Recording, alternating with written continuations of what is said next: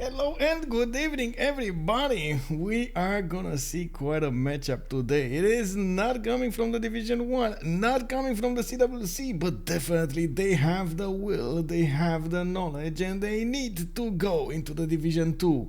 We got Makoumba Night going against Imhotep. Definitely, in just a few minutes over here, we're gonna have the lobby put up and we're gonna see the boys joining in. They have been struggling for quite a few weeks now to actually get this game going. They managed to get a lot of points on their side, and I'm gonna put up the points over here so you get to see exactly who did manage to do what in this division. Imhotep tied with 7 wins and 3 losses with Makoumba Night, and they do need to play this tiebreaker so they know who's gonna go into the Division 2. Of course, very, very important for them. I do believe, of course, on the Division 2, we're going to need to see who's going to go down. You know, when one goes up, one must come down. I do think I'm going to... I need to talk with them over here to get the link. And of course, we're waiting over here for the second caster to also join. In the meantime, good evening, everybody. We got Xaipong, ich weiß nicht 04. Good evening, sir. Guten Abend. Thank you very much, Trapsakana Gem. Much appreciated for that. Obrigado, my head.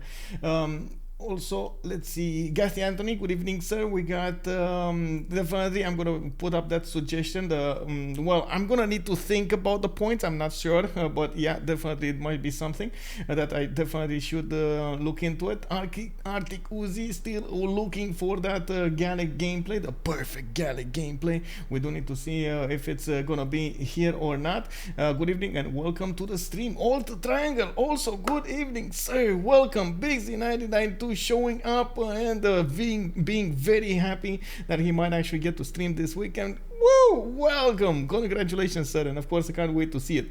Daisuke, good evening, sir, and welcome. We do have the lobby link right here, and I do have to give me a second to share it quickly. In the meantime, let's see. Salty Capybara did pick up that first promotion. Thank you very much, ma'am, for joining us. I just saw that you actually answered me back in French over there. Ça va très bien, merci. Et toi? Ça va, eh bien. Also, LixKV, good evening, sir. I was pointing out that we do have a new emote. It is called OnSpot. Oh, really? And as you can see over here, it does have my funny face. You guys can do whatever you need to do with it. LixKV, good evening. Checkmate Gaming, hello there, and indeed, rip. Well, what can I say? We're gonna need to see what's gonna happen over here in the game. As you can see, the players are joining in the lobby. I do wanna see who am I gonna swap over here. Swap potato, please. Oh, so I'm gonna swap CapitainPunaise, and then potato will swap Andri the 37th. Okay, so let's I did click on buttons, I believe. Yes, I did click on buttons. Yes, I did click on buttons. Okay, let's see what's going on over here. What has been happening. Oh, Vartface, good evening, sir, and welcome. I just scrolled down in the chat. I was very up there. Bex, also, good evening, sir, and welcome. Obrigado. Thank you very much for joining us. Also, do you often host a lobby when casting too, or do most games usually have their own host? They do have their own host. I just joined the game and try to be as little impact to the game as possible. Okay, so let's go through what happened over here in the bracket stage. I do believe we're gonna see the results. We got actually Imhotep losing their first game against N Tamar, while Makoumba Night did manage to win theirs. Then in the second week, we do have Makoumba Night in the direct matchup against Imhotep, but they did manage to get a win over here.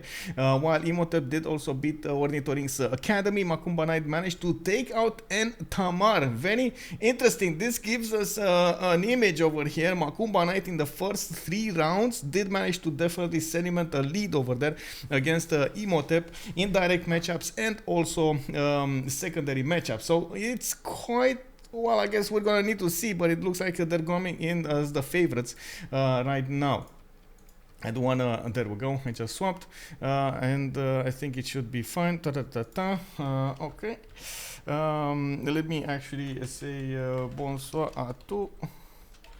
Merci beaucoup pour le slot. Caster. Slot. Okay, there we go. Petit Chill did manage to lose against Makoumba Night. Entamar did a bit on resources, and Imhotep did get a win against Tuvu Monkili. Imhotep also did manage to beat again and beat on the rematch with Entamar, did manage to get a win over there, so it looks like they got a bit of health back. Makoumba Night did also manage to get Tuvu Monkili. Seventh week, we do have Entamar, not that. Imhotep direct matchup, Makoumba Night, it's 1-1. There we go. They managed to get a win over here. Both of them managed to go against each other, and it ended up as a 1-1. This is interesting. So you can imagine this is going to be quite close. They are two good teams from the Division 3, and they do need to get into Division 2. This is, I have to say, this is something they have been working for some time now. And the way that the CivFR Squadrons works is that, yes, you do get to play from the beginning, you get to enter as the new team into the divisions, but you go into Division 3. You don't get immediately into Division 1 or Division 2. You just get put into Division 3. So you only have a chance per season to grow into and to go into the ascend, you know, qualify for the second division, and then from the second division go into the first division again with another season. So it takes you like one season to participate, then the second season you might be Division 2, then the third season you might be Division 1 if you're very, very good at the game. So you can imagine it is quite hard as a step to actually grow from one side to the other. There are quite a few teams battling out during the tournament. As you can see over here, there are 6 teams, and we do have, I believe, 2 or 3 divisions in the third one, 2 groups in the third one. So definitely there's a lot of competition over here, and I gotta say, look at this, look at these points. They are tied 7-3, 7-3, 6-4, 6-4, 2-8, 2-8, very close to each other. Of course, that's gonna be quite something to see when they will start playing. So it looks like we might have well, a change up over here right after the draft. Lazarus is keeping a slot for Devilx. He might have something to actually go for, and we're going to need to see when he's going to end up here. Pangea, Highlands, looks like they chose Pangea. They don't want to go for that long game, for the seeming difference between the teams, and we're going to need to see what, of course, Civilizations will pick over here. Quite important to see, of course, how this will evolve in the next phase. Give me a second, so okay, so I can see over here. Give me a second, I'm just going through the motions. Okay, so Pangea map picked it up first. I do want to point out, of course, Pangea map usually does spawn as one big landmass. It does allow you to do some kind of naval, but like 90% of the time you're going to spawn next to your opponents. And even though you do have a chance to be east versus west, there's a lot of chances to actually be close to, very close to your opponents, and needing to put down 2 cities and then bam, fight against your enemy. Like we've seen yesterday in other games as well on the Pangea map, you do need to focus down those classical units. You might need to defend yourself with higher strength cities, with some units in the choke points, and of course try to be as attentive as possible to your golden age points, not to mention your strategic resources, not only for you but also for your allies. There is a lot of strategy being played out in the drafting phase as well. We're going to need to see exactly what these boys are going to try to match over here, but I do believe, especially right now with the meta, we kind of can see through their strategies over here. If they want to go more towards war, if they want to mix maybe some gold gobbler like Arabia with Mali, for example, if they want to go for a cultured victory, maybe some cheesy Diplo victory, and so on and so forth. Those are all strategies that are starting to show their teeth, show their face in the active ban phase. We do have Basil the second over here coming up as the first choice. Scythia is going to be the next one, and it looks like they are starting to take out those civs that are considered overpowered, and of course on Pangea map most of the time it is a bit of a problem because you have very little distance between you and your opponent.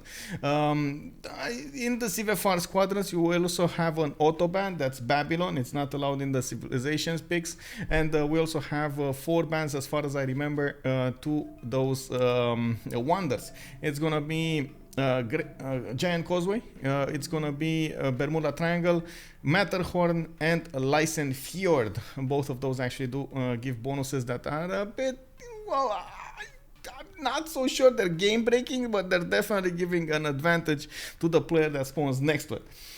Monkey Wazaro, good evening, sir. And also, let's see, okay, and I want this thing for me to remember for Friday. Yes, sir, Big Z, yes, sir. You gotta be on point, by the way, with the mods, the computer, and everything. You gotta be on point there. Mapuche and Maori still here. Evening, yes, Rafifi. We still have Mapuche and Maori. Good point over here. Bonsoir, monsieur, and of course, bienvenue. We do have Portugal taken out. Zulu got taken out. And one of the best things about this drafting phase, you can't take out all of the good ones, right? You gotta try to mix your strategy with the bans available, with the banning slots available, and at the same time, what you know about your opponent's team. We did see a lot of the times, especially yesterday, for example, we did see the players try to go for those counter bans against their opponents, trying to take out their massive, you know, the giga civilizations that they showed played. Maori left. Maori. Oh, amen. We got Mapuche taken out. We got Gorgo taken out. Detirlo is gonna go Jayavarman the 7th. It looks like, of course, that was the first pick over here. A bit curious actually that he went for Jayavarman the 7th, but it is a very good simmer, and not to mention definitely in the mid to late part of the game it has 10 out of 10 gameplay over there. A lot of faith, a lot of production, a lot of good units, a lot of everything. Alykaze is going to be the next one to pick up, and of course Potato is going to follow him up. I don't want to quickly take a look over here on the names. I don't want to mess this up because I don't know the teams very well, so I don't want to quickly check who's in the channel. So okay, we got on one side, we got this Makoumba Night. We got Alykaze, CapitainPunaise, Pepega, and Potato showing up on their rosters. Then on Imhotep, we got Detirlo, we got Geoffrusf, Nefandi, and Devilx will play instead of Lazarus over there. And Gara, I guess Gara is playing again instead of Geoffrusf. No, Geoffrusf is here. So let's see. It's give me a second. Detirlo, Geoffrusf. We got Lazarus and Gara, and of course instead of Lazarus there's gonna be Devilx. I don't know if that is the Potato. I do not know. Is that the Potato? I do not know. Spuddies, hello Spuddies. Gathy Anthony, when is the next in-house game? That's a good question. I am actually curious. I was told by Big Z, right? Big Z wants to host some games over there. Definitely, he's the man to ask. He should be. Oh my God, I forgot. I need to make you game master over there, game maker, so you get how to say the ability to actually create channels and stuff like that. A few of us did a community game on the weekend. Definitely some interest in doing an arrow. Cool. Yeah, there we go. Ask the Big Z. The Ambiorix as well. It is the Ambiorix as well. Yes, they can pick the Ambiorix. They can do it. They didn't pick it yet. Also, Tsunaft is calling out Brazil. Cyrus represent over there. Rafifi calling it out. Also, Cyrus first rotation. It is what it is. I feel like this matchup definitely takes us to more dangerous war over here. Road, you know. This is the moment we gotta realize the legions will go against the immortals, will go against the conquistadors. We're gonna have elephants in the face of Dombres. We're gonna have quite a matchup over here on the Pangea map. Of course, right after they pick the first 4 civilizations, they're gonna need to go for the next 4 bands. And I do want to quickly take a look over here. Give me a second, because I was taking a look.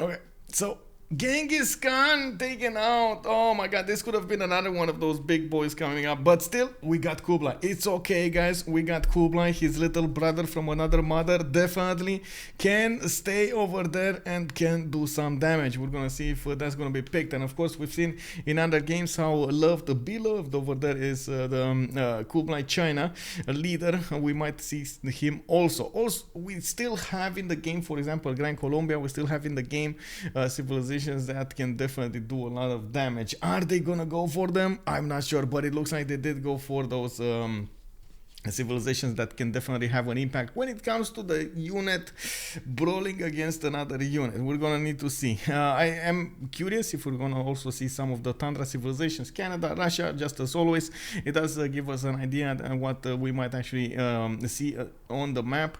And of course, we're just 2 slots out from closing up the ban phase. It looks like Eleanor got taken out as the 8th part of the 8th civilization, and 2 more to go. Also Maori indeed, I don't know what's happening with Maori, but it's not getting picked, it's not getting banned, and it's gonna be Vietnam. Oh my god, maybe they are holding Maori in their pockets over here in the sleeves. Oh my god, I don't have sleeves because you know, it's very, very hot outside. Oh my god, so hot, so hot. It's one of those. It's starting to be one of those periods in which you can't actually stay in the house without air conditioning. It's just you melt. You literally melt. If you're on the Discord, make sure you react to the community games channel. Yeah, there we go.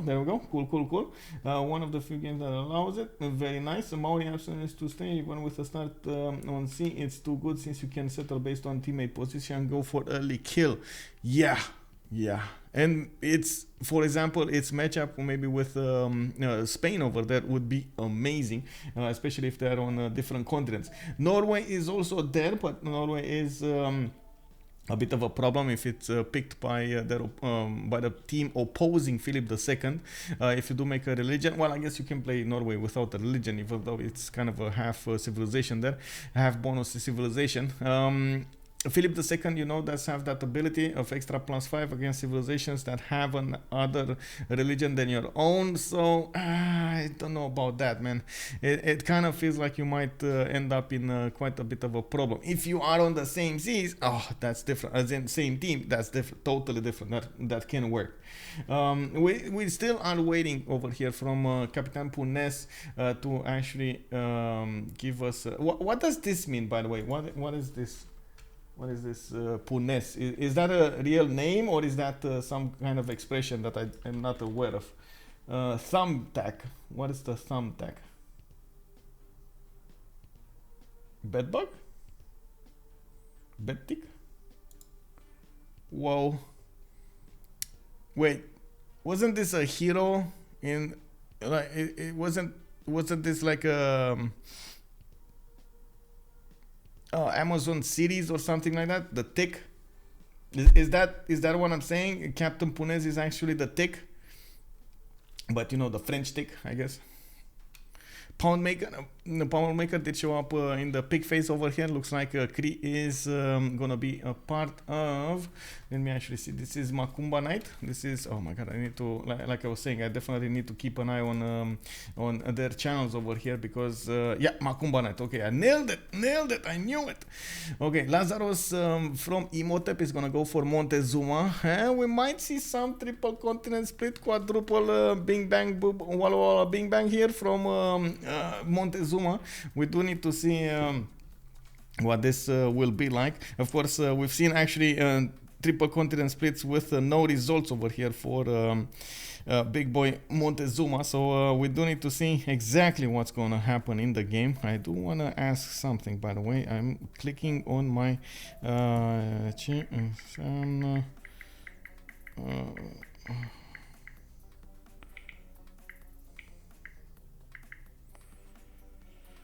okay, there we go. Unpunes is a bug that smells really bad when you squash it. Also bed bug. Wait, aren't those different though? Whoa, like the green things, like the green little things that are coming out in the summertime, those guys. Oh my god, those guys really smell bad. Stink bug. Oh man. Oh man. Wait, Punaise is also a drawing pin. You guys have the same name for it? Okay. Yo, would you put a pin? That is so stinky. Whoa, Alykaze, we got Ambiorix in the game over here. Lazarus with Montezuma, Gara with Jadwiga, and then we got Pepega going for Ambiorix.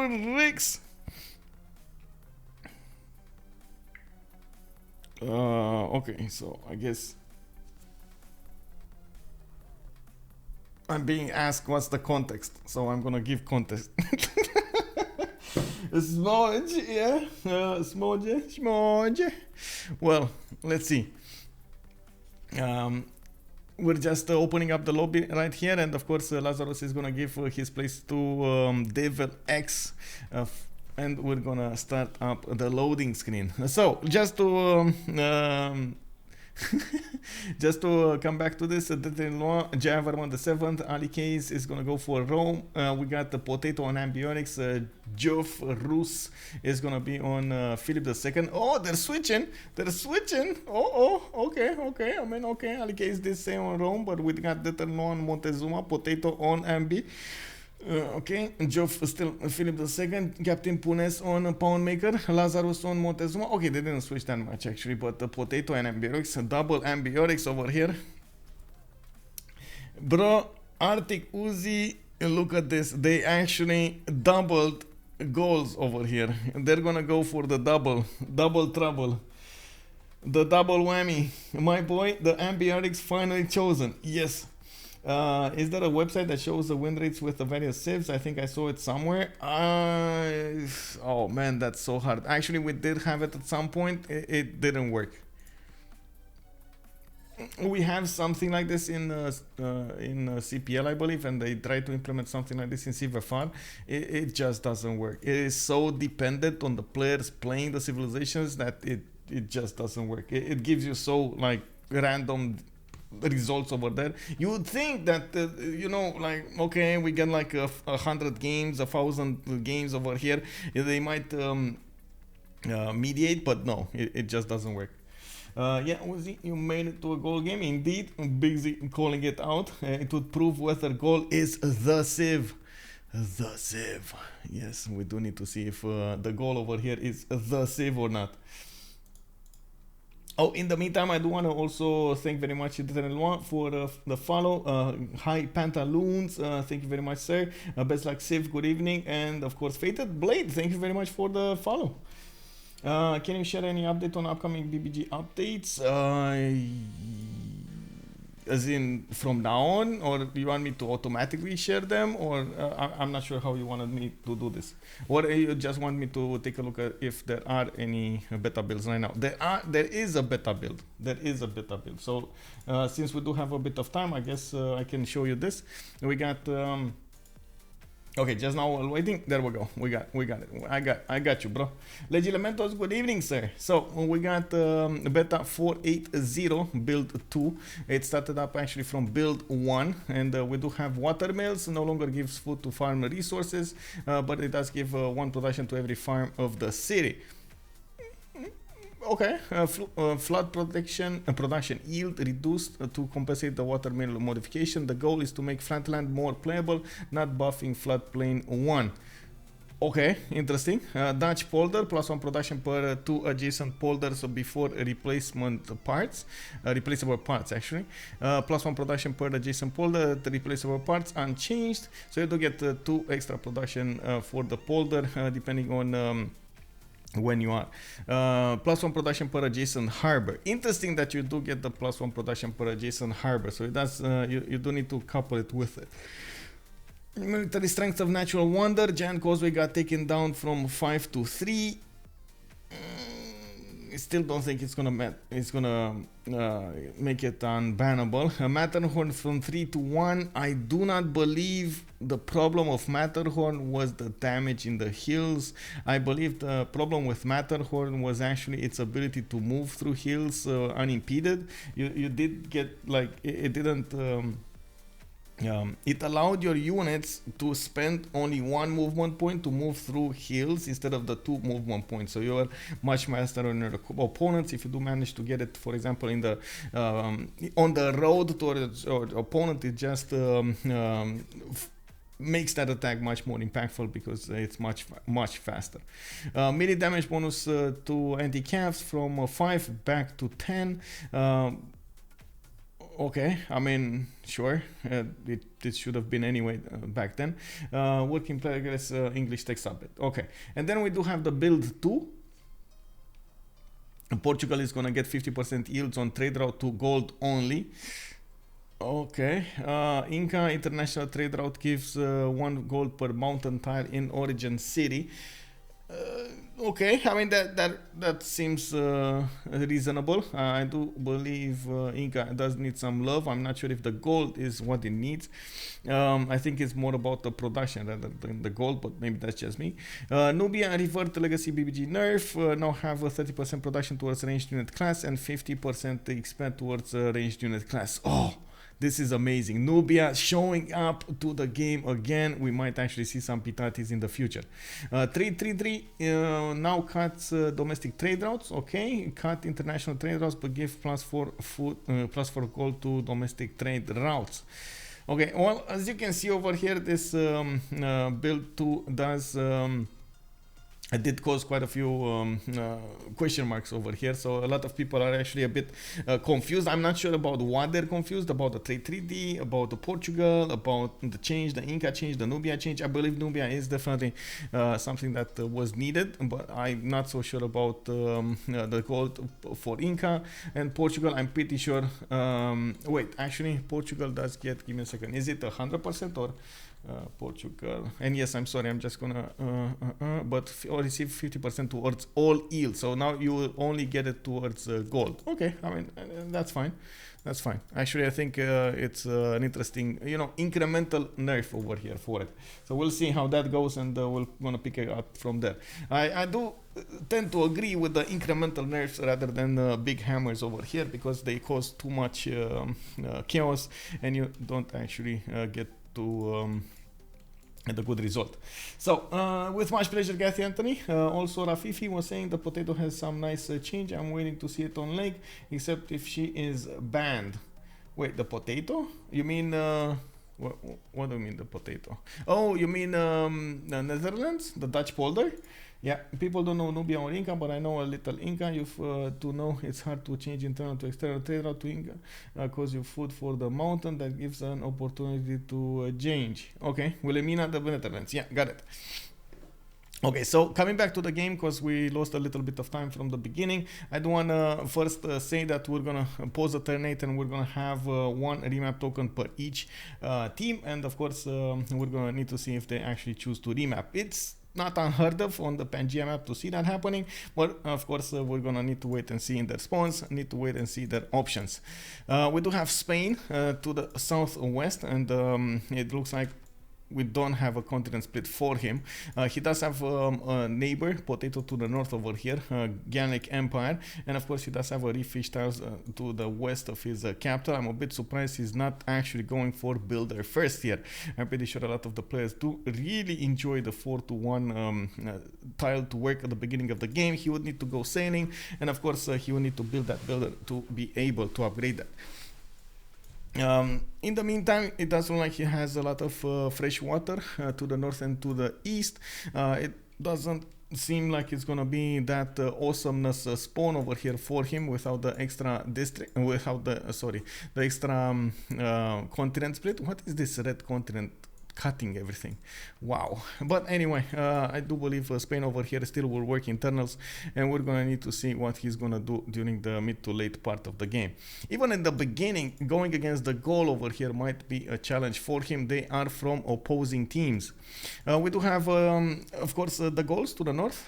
They will try to settle on a 2-2 base.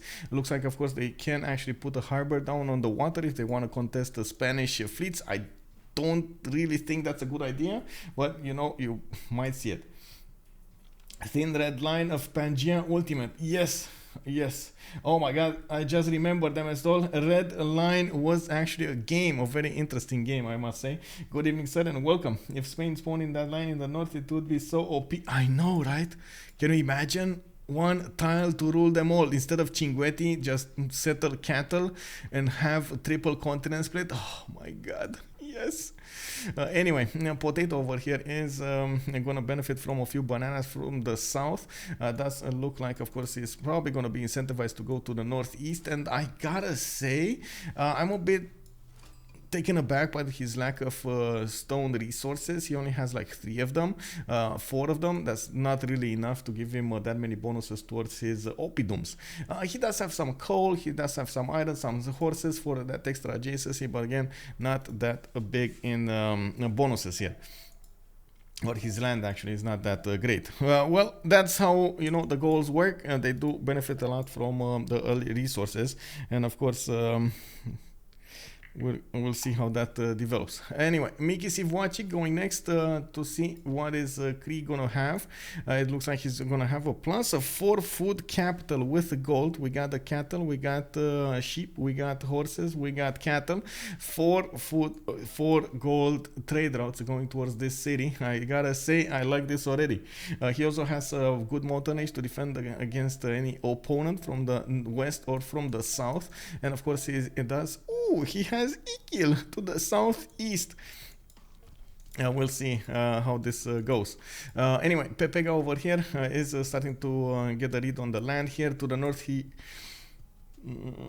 oh my god, he would have an interesting land for Temenanki. I know I've said this a few times, that's why I was stopping myself, you know, right before I said the full story over here.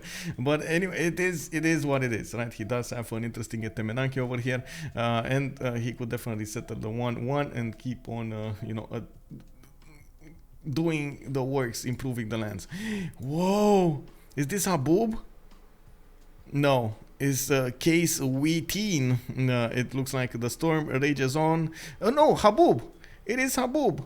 The Habub dust storm named Kasewetin continues its movement. Look at these tiles, man. 2 4 tiles, 3 tools, 2 3s. Like, really, bro? Habub strikes again. What can I say? It's the big boob. We got Khmer to the south. Geoff over here with Angkor Thom did spawn on a 2-2 tile, planted his city over there. Now he's getting his scouts out to see his adjacent land, and by the looks of it, he is definitely trying to find out his river. I think it's a network, as somebody said, network. Yeah. Oh my god, they're so close. 2 4 6 8 9 tiles. Wait, 2 4 6 8 10 tiles. Okay, I mean, did they both went towards each other? I think they both went towards each other. I don't know if they will see themselves though, because yes, Poland is in the north and he's the opponent of Rome over here. Geoff just got a scout out, but he's moving it to the south. This is turn 7, and they don't know they're so close to each other. Oh my god. Okay, last bit of information, because you know we're turn 7 already. Let's check out Aztec over here. Imhotep, Tenochtitlan. Looks like he's not gonna have a continent split. Okay, no continent split Spain, no continent split Aztec. They're both on the same team. Does look like it's gonna be an issue. Oh well. Rome found Poland, Rome found Khmer thanks to river and loyalty. Yeah, you can find it. Yes, you can find it, but I'm not so sure you can pinpoint.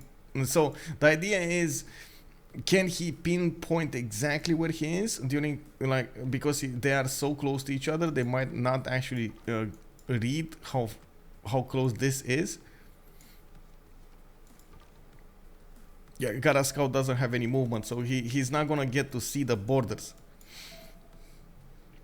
I gotta point out, Rome just needs to get a city on the cattle. That's it. Get a city on the cattle, improve iron as fast as possible with a second city to the south or on the right style. Bam! You got a legions coming out from every city. Bam! You got a legion. They have a legion. We have a legion. Wee!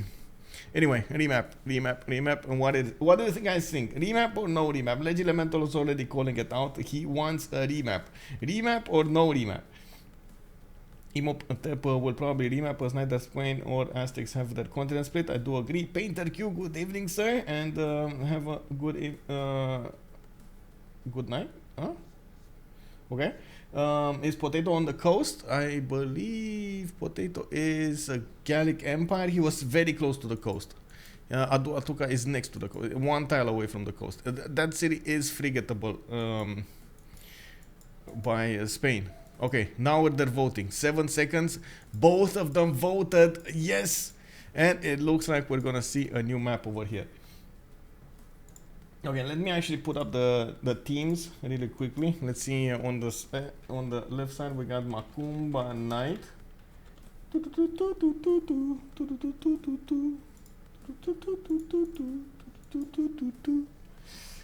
Imhotep. Wait. Did they mess up the names, by the way? Imhotep. Yeah, I'm pretty sure that's not how you spell Imhotep.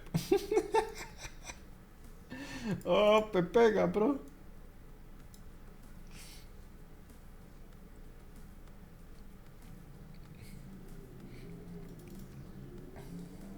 Way too bad spawns on both sides. Yeah, it kind of looks like there were. Was this, by the way? What do you think this was? What do you think? What animal or what does this picture give you? Oh, not anymore. You just got to see it for a few seconds and bam, we're loading in.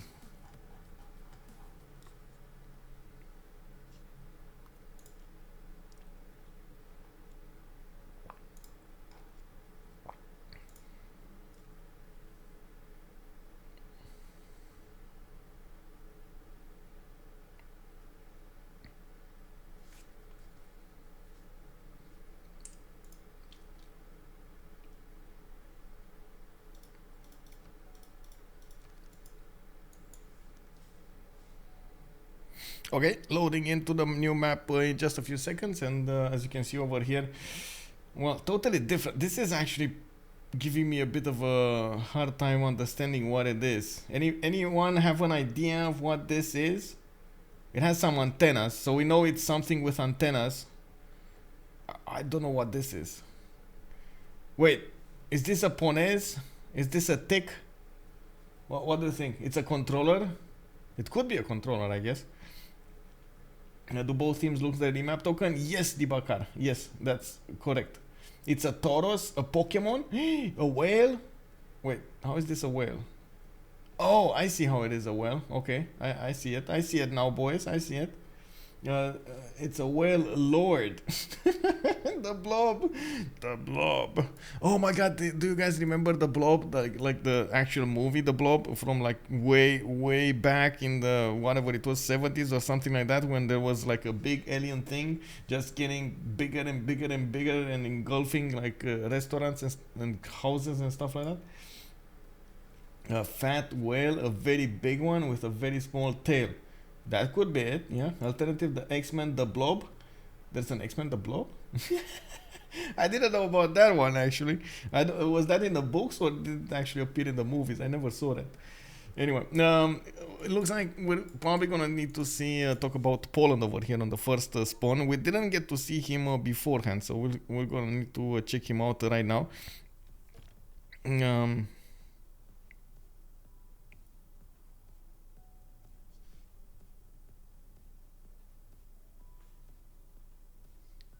Okay, so Poland can go for the honey tile for the 3-1, and it does look like, of course, he's going to have some bananas, some 1-3s to work. I do believe the 3-1 with the 1-3 actually will give him quite a bit of a boost over here.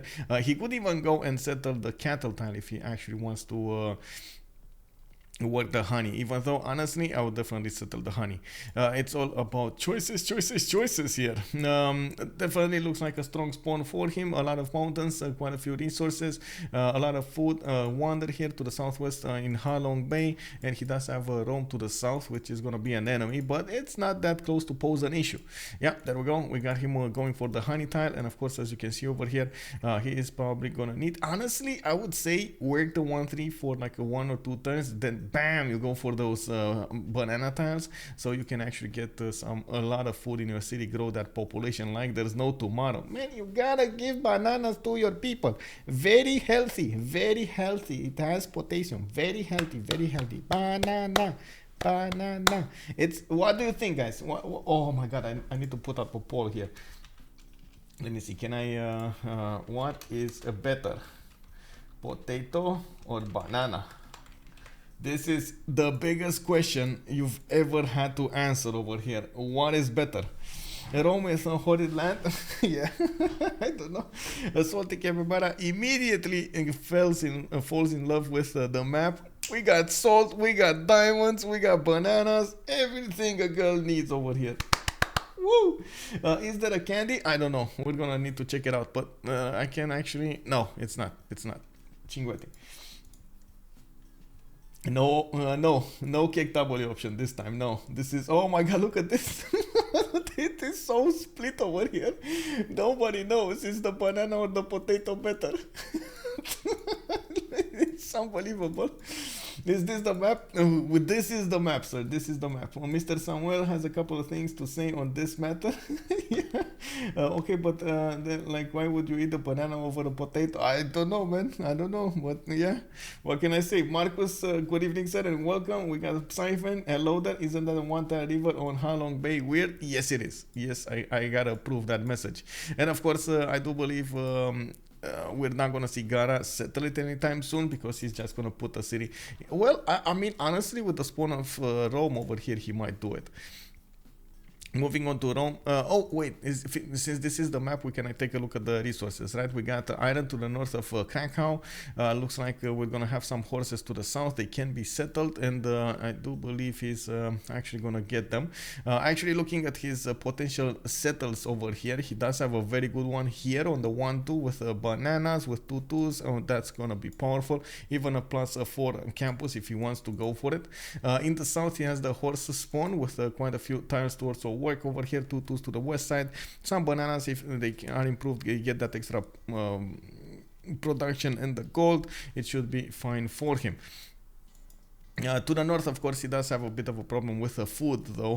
He does have a sugar tile, he does have a few wheat tiles, but it's definitely not ideal land. I would actually go as far to say that I know a few people that would definitely prefer to go irrigation, fertility rates over here for that extra builder. And the extra food on those rice tiles, on the wheat, and so on and so forth. We're still asking the big question, potato or banana. It looks like it's 12-12 over here. We don't know if potato or banana will will win. I could make an interesting meal every night for a month straight with potatoes. If I had to eat bananas for a month, I'd neck myself. Bro, I don't know, man. I don't know. But in the morning, banana does very good to your stomach, bro. It's very good. Rome should also 100% go open sky. Oh, 13 points in the banana. One more than potato. We got the banana winning. Woo woo. Okay, so we got Alykaze over here with Rome. Looks like he's gonna have a lot of pastures to improve. I do have to echo what MS Toll was saying.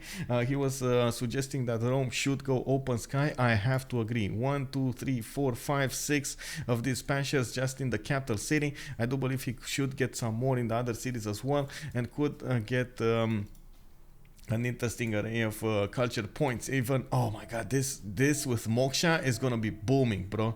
That's so much culture coming up from just one city. I do see he does have a bit of a problem with food. Of course, as you can see over here, he can definitely settle the south or the east towards that extra food. But in the capital city, he is 100% going to have a problem. We don't actually see any place to put some fire zone, some extra food going. And of course, he's going to need to rely on those pastures from the sheep. We do have him with a few mountains for the +3 campuses, and I do see he's going to have a more than decent amount of fresh water from these rivers. He's also next to the Gauls on the east side. That means they can trade with each other. Makoumba Night, and they can definitely try to get some gold going. Yes, I know the Gallic Empire is not really well known for his trade routes, but it's good that Rome has some incentive to go for campuses and, of course, commercials.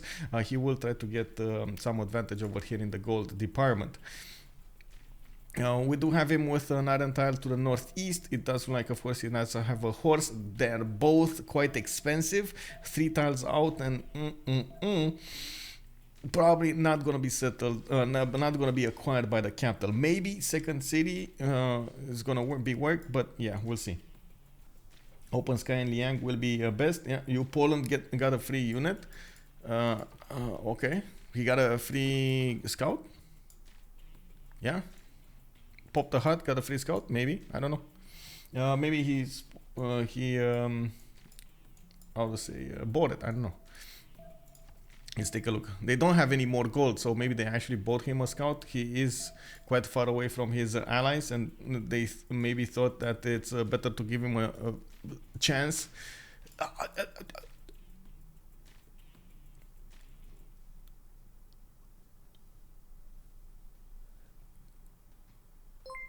This is Habub again. 1 year, 1 year.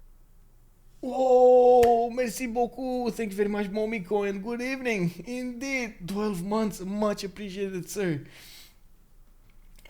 Yes, he did with the warrior. Was a hut. Okay, got it. That's good to know. I bought one, found one. I would say, yeah, maybe. I mean, oh, man, Habub strikes again. Extra wheat. Oh my god. Is Habub still alive? Is it still alive? It's alive. Oh my god, look at how many tiles he actually improved. This is unbelievable. Where is it? Event history. Where is it? 18 tiles.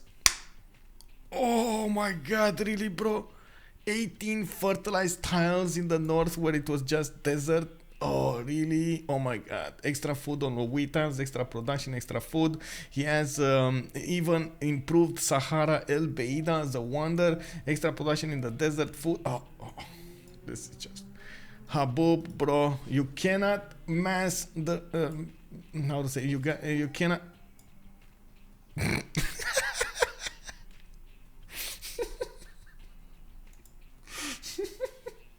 Man, this is the moment I need to ask. What did Poland eat this morning, or did he step in any kind of dog poop on his way to his computer? Because this is like, What the WTF, bro? Like, really? This is one of those moments you have to, like, rage quit as an opponent. Like, really, bro? I'm not only gonna need to fight those Polish wing hussars, I have to fight him with, like, multiple relics, and then I need to fight him with, like, amazing Habub land improved to the north. No! Oh my god. This is gonna be quite something. Hello there, Aztec was good evening. And indeed, no remap. No more remaps over here. I'm not, what do you mean I'm promoting Rage Quit? No, I'm not. Organ Juice, Lowell, I was thinking it might be a rough one for Poland. No, this is actually a best one for Poland. We'll see how he's gonna use this though. Oh my god. I do have different opinions on how he should actually settle his cities though. By the looks of it, where he's moving, I would definitely settle another scout. This is okay. Let's move on, because we're gonna have to talk about Poland a lot in this game by the looks of it. We do have a Potato over here in Atuka. Looks like he's getting a settler in 8 turns. It does look like, of course, we do have him going to the south directly towards Paititi. He's gonna get some extra culture, some gold points, and that food. By the looks of it, of course, he does have quite a few very nice tiles to work. So look at those sheep tiles, the forest tiles, very nice. Of course, with the Gallic Empire, you do benefit a lot from the adjacency of the quarries, of those military strategic resources. He does have iron, he does have quarries. This is gonna be a +6 oppidum for him. He does have another +4 over here, another +4 over here, +4 over here. You can imagine this is gonna be quite powerful overall for Potato in this scenario. I'm pretty sure he's also gonna try to get quite a few cities around this setup, and I'm actually a bit surprised, but I guess we shouldn't be, because he's going for Paititi. He's going to try to get that goal going. Extra culture on the tiles, and of course we're going to need to see how that will fare over here for Potato in the long term. We did set in stone already, banana better than potato. I don't know, you guys voted for it. It's 13-12 over there. It was in the vote, I remember it, and of course we're gonna need to see if that's gonna hold true. Mami Vata also 2 wonders plus Cinguetti, nice pawn skill from Gara. Yes, we can call it a skill over there, yes. Can't hold 2 Reglex though, right? Need to an extra slow. How does it work in this CivFR?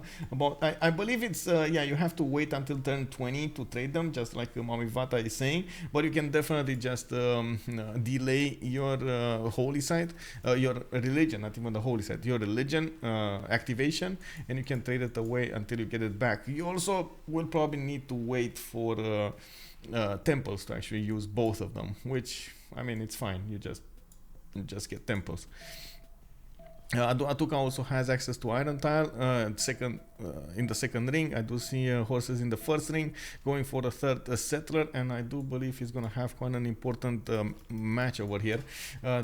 Quite an important spawn, and of course effect on the game. A lot of mountains to the north, has a lot of land to go and settle. To the south, and well, I say a lot of land, but then like 1, 2, maybe 3 more settlers, with another 1, 2, 3 more settlers over here on the east side, maybe 2 good ones.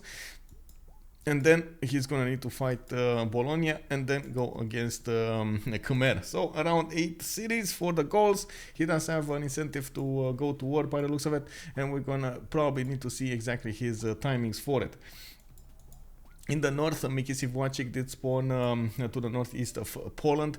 They are not allies, so again Poland will probably need to fight somebody over here, which is, well, gonna take away from that shine, from that awesomeness that he has over there. We're gonna need to see how that will develop. This time, Mikisiwacik only spawned with 1 and 2 pastures in the capital, which is not really the amazing bonus that you wanna have on Cree. Only 2 gold points and 2 food is probably not enough. I do wanna check if there is a possibility for him to go anywhere else. No. I think that was the best city that in the capital that he has, right? The best bonus that he has in the city. Yeah, it looks like that. Actually, he could have had one. If he settled over here on the 1-1, he could have had a +3/+3, but I guess it's fine. It's all good. It was all in the plan over here for Mickey Steve watching.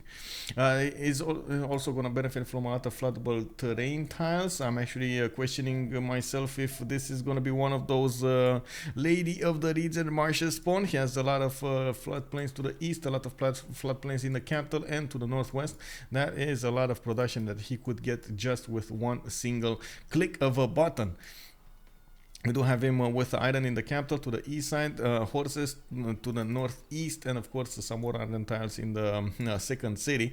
This is going to be interesting. Of course, mountain ranges again to the south. This is actually interesting how the mountain ranges spawned over here. It makes me think this is not classic religious. Let me actually take a look.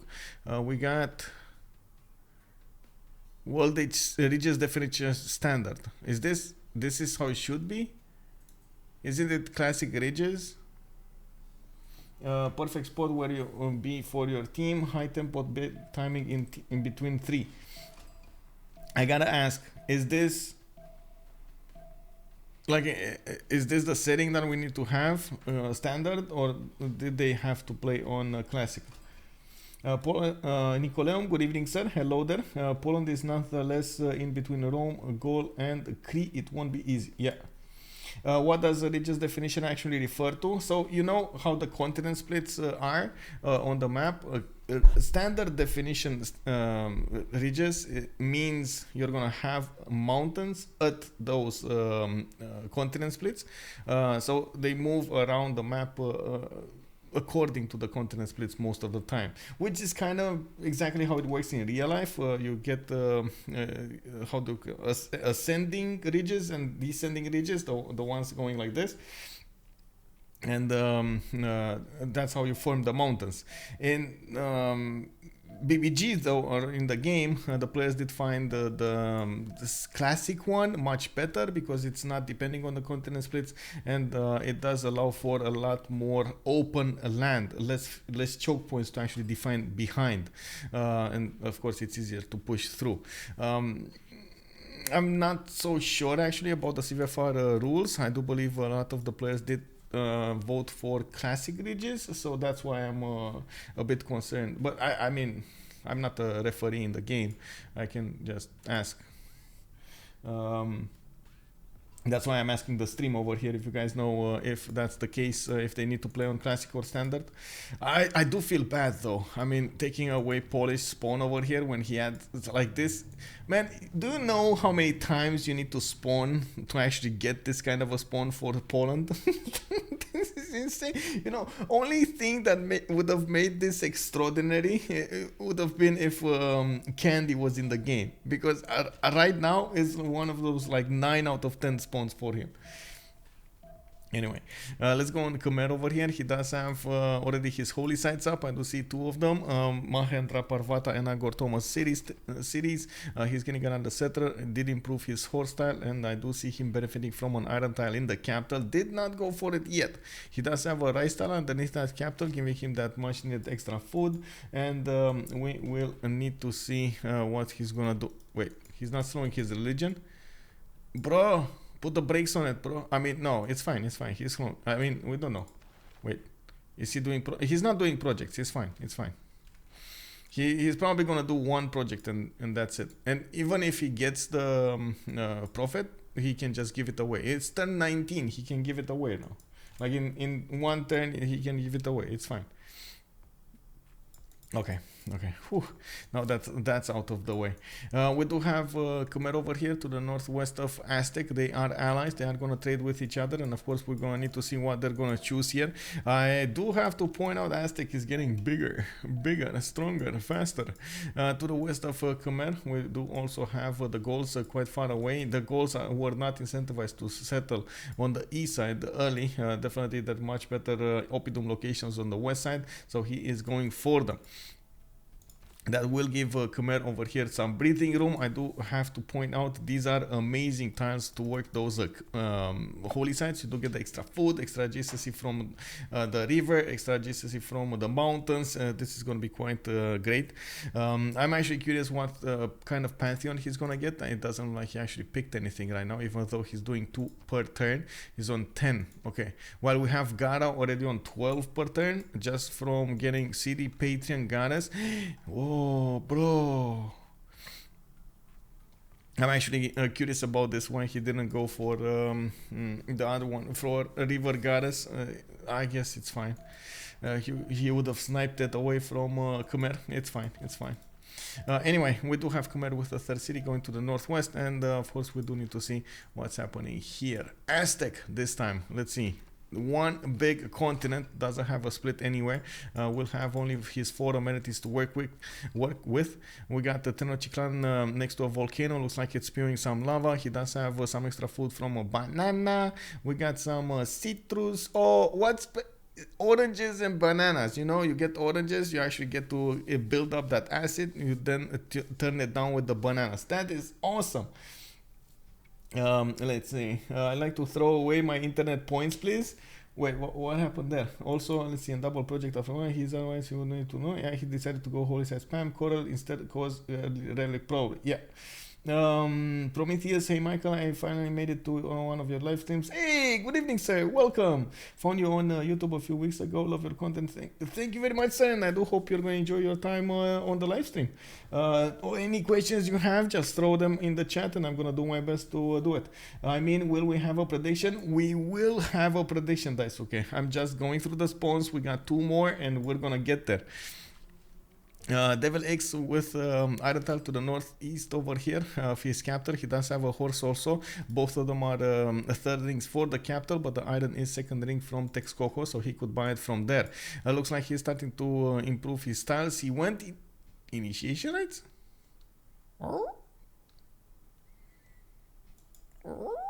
What? Okay. I mean, I guess he went initiationized because he wants to fight Persia. But that's so far away, bro. That is like so far away.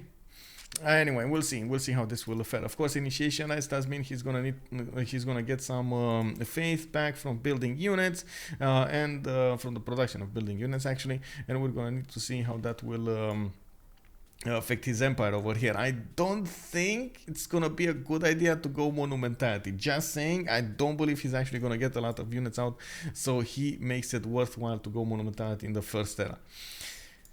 Looking at the northeast, we got Aztec with already an encampment coming up from Tarsus. That is a sneaky little scout to the east of Pasargade, trying to figure out what's going on over here. They did declare war, so he can't actually push it out anymore.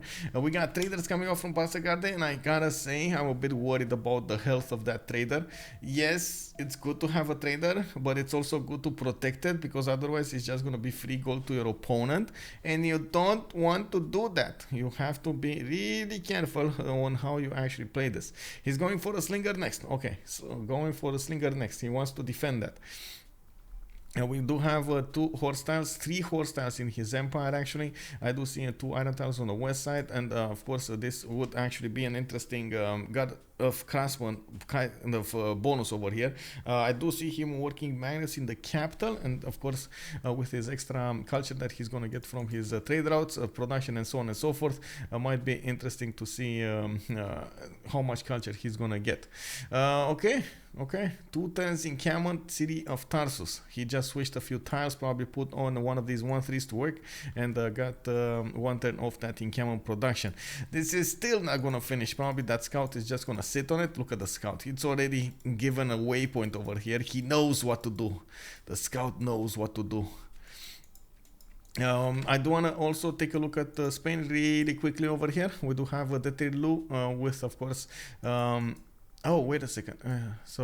It's Aztec, it's Khmer, and then it's Spain over here. Same team. And then we do have, who was it? Rome? No. Poland over here. So Poland is between 3 players, and then we got Persia between three players on the west side, but very, very far away, and he definitely can build a lot of cities. Okay, we'll see if Cree will do some damage. Looks like Valencia is, well, gonna have an issue. He's going for it, man. He's not giving up on Valencia, and this is the moment that Detirlo did upgrade an archer. That archer next turn is gonna definitely hurt.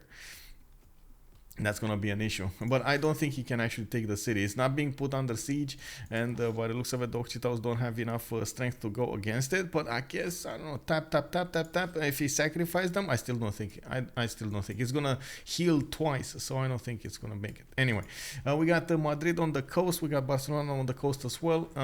Pantheon for Spain is gonna be God of the Sea. He does have amber, crabs, fish tiles to work, by the way, and by the looks of it, is going for some builders, already working some traders. Okay, there we go. I think Pepega did the same math I did and realized that's not gonna work.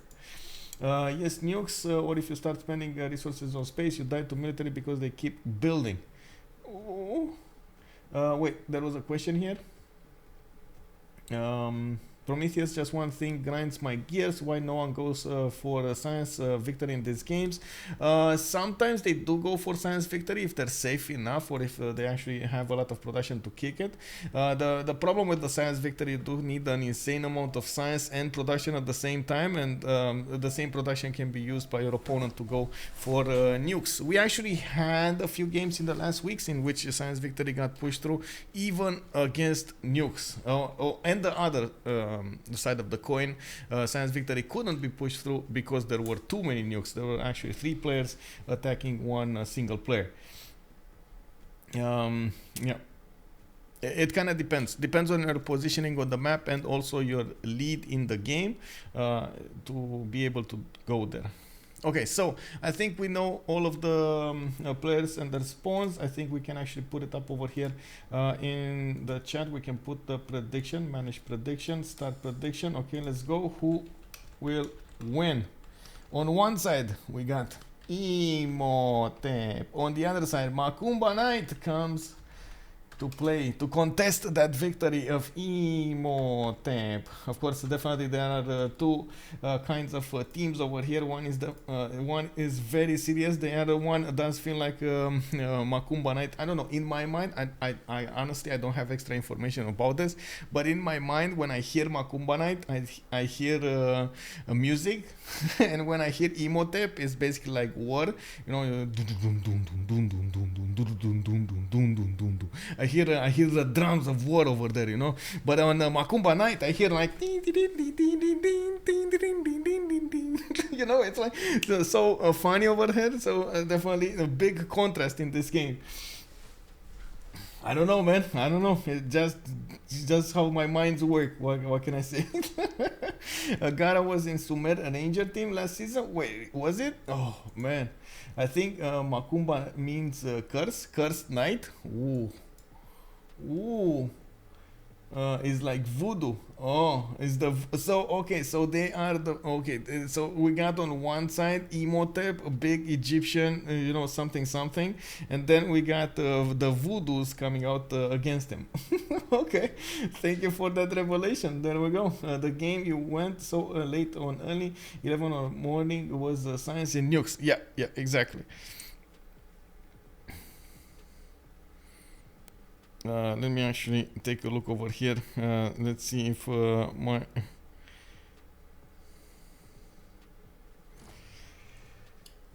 hello Tidio, bonsoir et bienvenue. Makoumba, it's a song. Oh, there we go. Somebody actually is calling it out as a song. Commander Keen also, good evening, sir. And I'm sorry if you thought I'm actually pushing for rage quit. I'm not pushing for rage quit. Actually, I think through all of my streams, I have tried to stress out how important it is to give your last effort over there to be as, how to say, annoying as possible to your opponent, to make him take away your empire bit by bit. Very hard.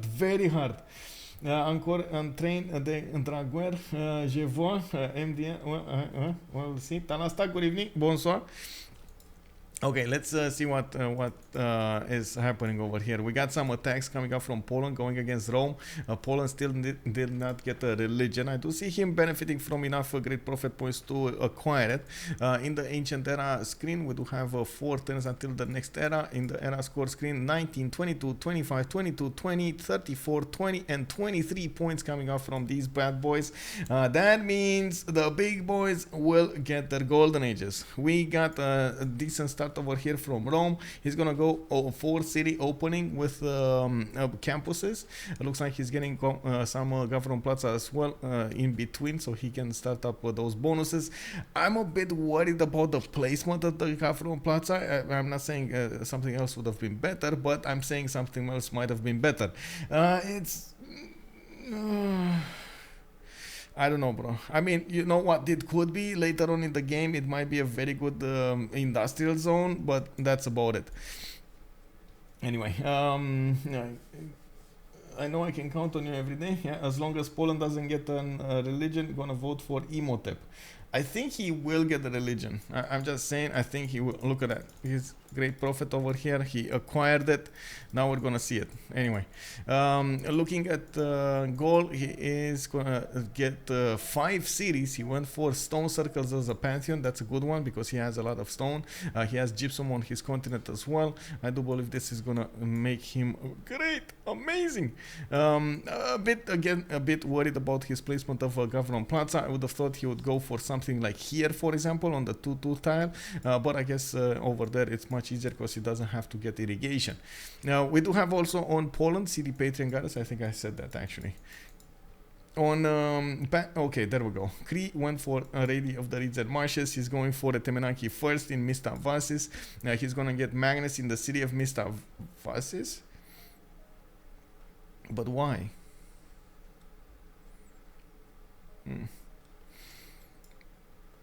I mean, sure, you can get it. I'm just questioning myself why he didn't use Magnus in the capital for extra food, and when he does have Mr. Vasis for that very awesomeness Pingala.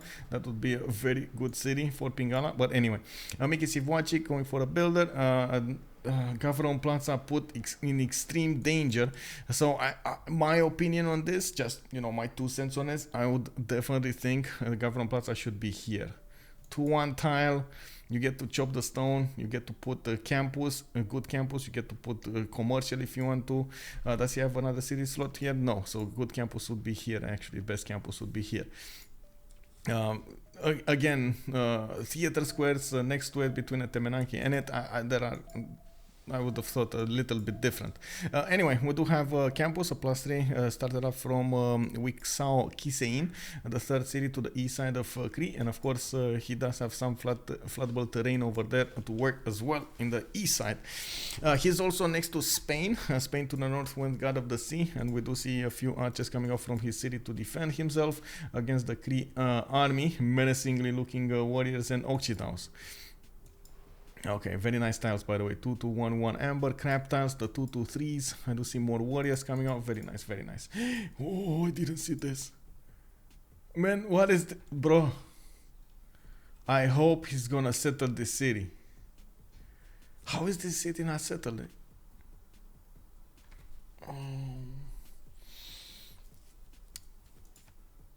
Poland 48. Wait, 48 what? You mean 280 faith in the bank?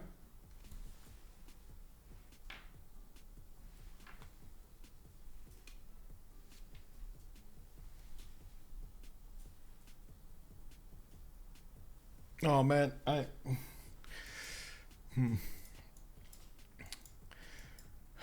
okay, he went Islam. Let's see, Islam. Reliquaries, of course, defender of the faith. He is on 41 faith, a third over here for him. He does have very good holy sites, by the way. +4 over here, another +3 over here, another +2 over here. So very good holy sites. He's gonna get another one probably on that geothermal with a 2-1 base. I do have to say that I'm gonna have to take out the bug over here, and I gotta, we were talking about the stink bugs, well, it looks like one of those just entered the room over here.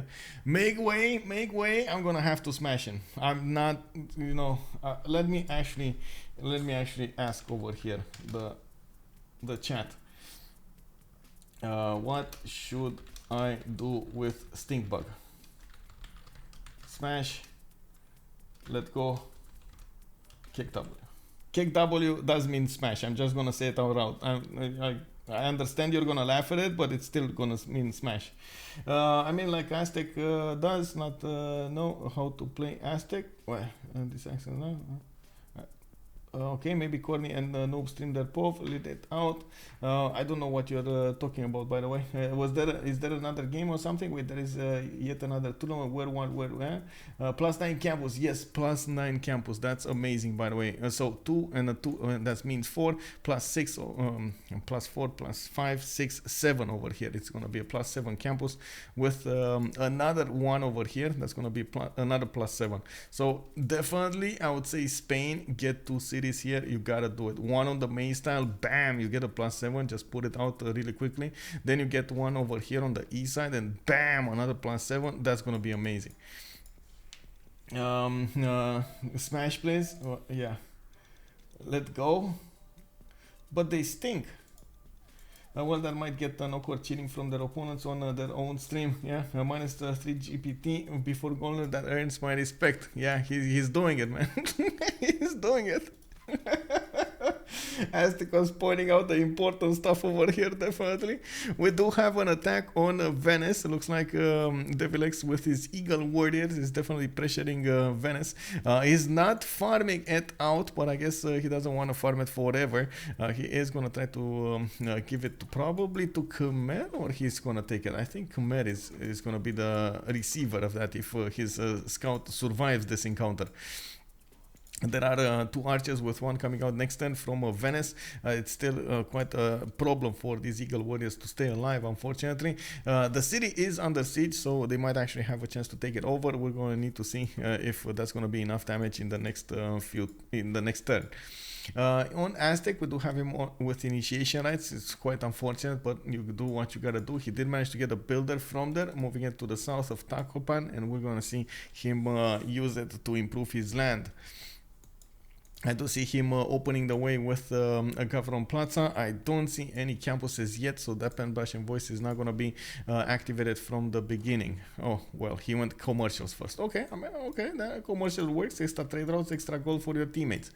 We do have Khmer also with 17 faith per turn. And Geoff over here is going to have an issue generating that faith as big as Poland is. We do have him going for more settlers rather than shrines and temples. And of course, we do see him buying out some builders to improve his land here.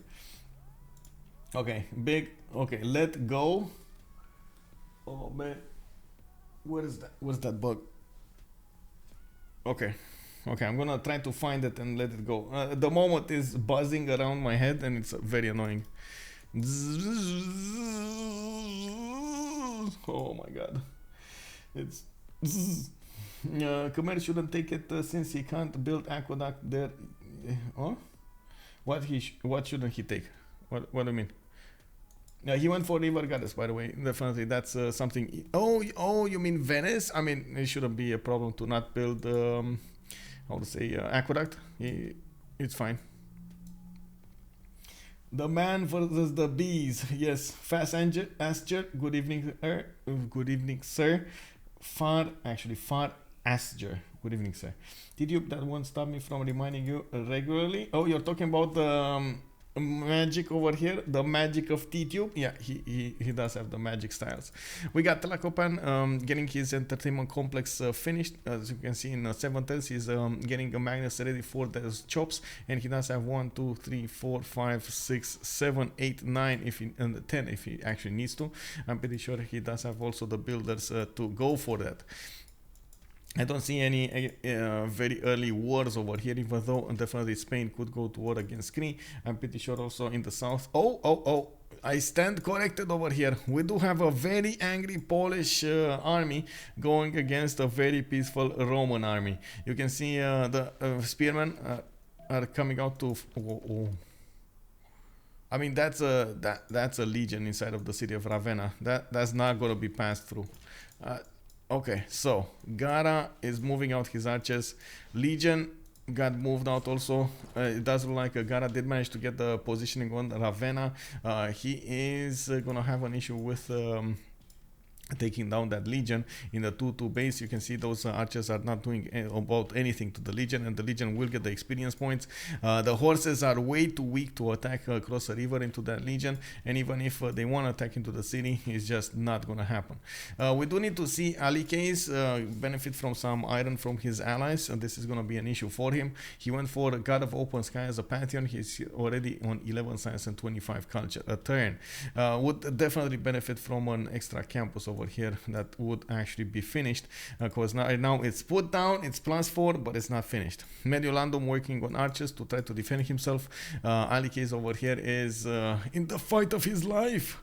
We do have Poznan in the north building some more archers. You can see Cree is trying to be a nuisance over here in the lands of Jadwiga. While of course Poland is doing that attack phase. He's also building in the main city audience chamber with some shrines for more faith. I do see him also getting some monuments out from Warsaw, and I take a look on the southeast over here to see what the Gauls are doing. Safely tucked away behind the mountains, they're also going for Aduatuca going arena. Wait, he needs irrigation. Is he okay? He's getting irrigation. Irrigation. Is this gonna happen though?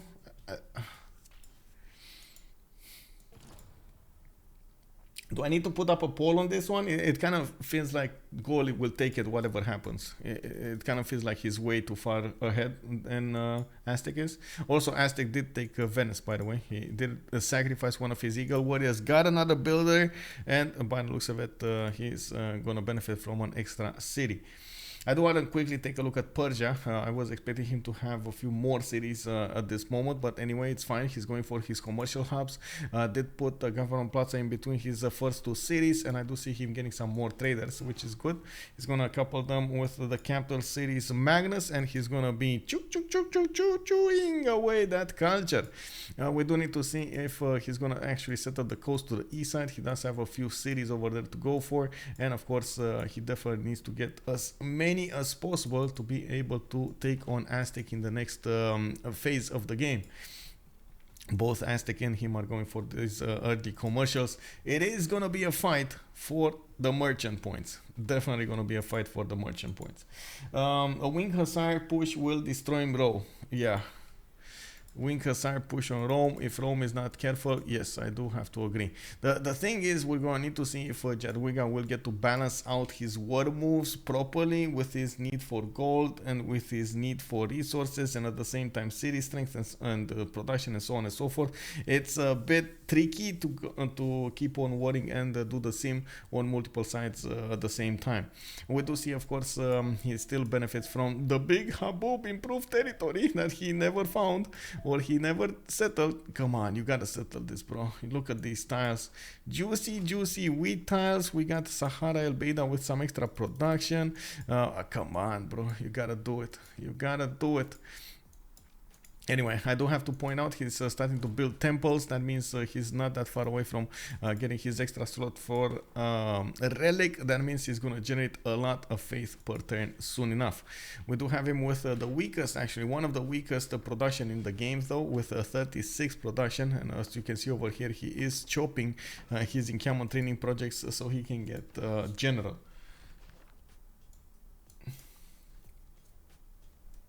He is? Huh?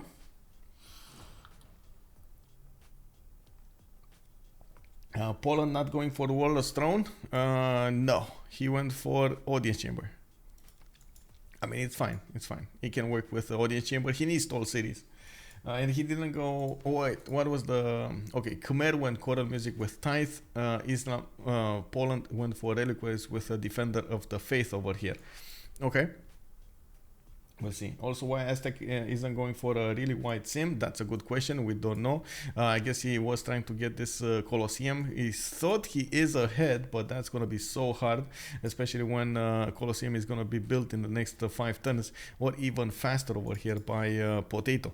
Potato does have 2 more tiles, or three more tiles that he could chop in the capital city, and his builder is actually not that close. He could go here. Oh, he is going to go here. He's going to need to buy this 3 tile out forest, and I'm pretty sure the Colosseum will get chopped with that help. Okay, so we went into the next era, into the classical era. I didn't talk about the golden age points, but I do want to go through them really quickly. Let's see. Alykaze, a pen brush and voice golden age. He did manage to successfully defend against Poland. 13 science, 27 culture, 15 gold a turn. Going for a general, going for a campus. He's going to do quite well to try to defend here. We got Cyrus with a pen brush and voice golden age on the other side of the planet here. We do have him with commercial hubs coming out of his cities. He did go for God of Craftsman as a pantheon, and is benefiting from that extra food, extra production, extra faith point. Potato, pen brush and voice golden age on the Gallic Empire, 245 cities, getting that Colosseum, getting hanging gardens. That's going to be all good and well. Definitely needs the extra food and of course growth on his city centers.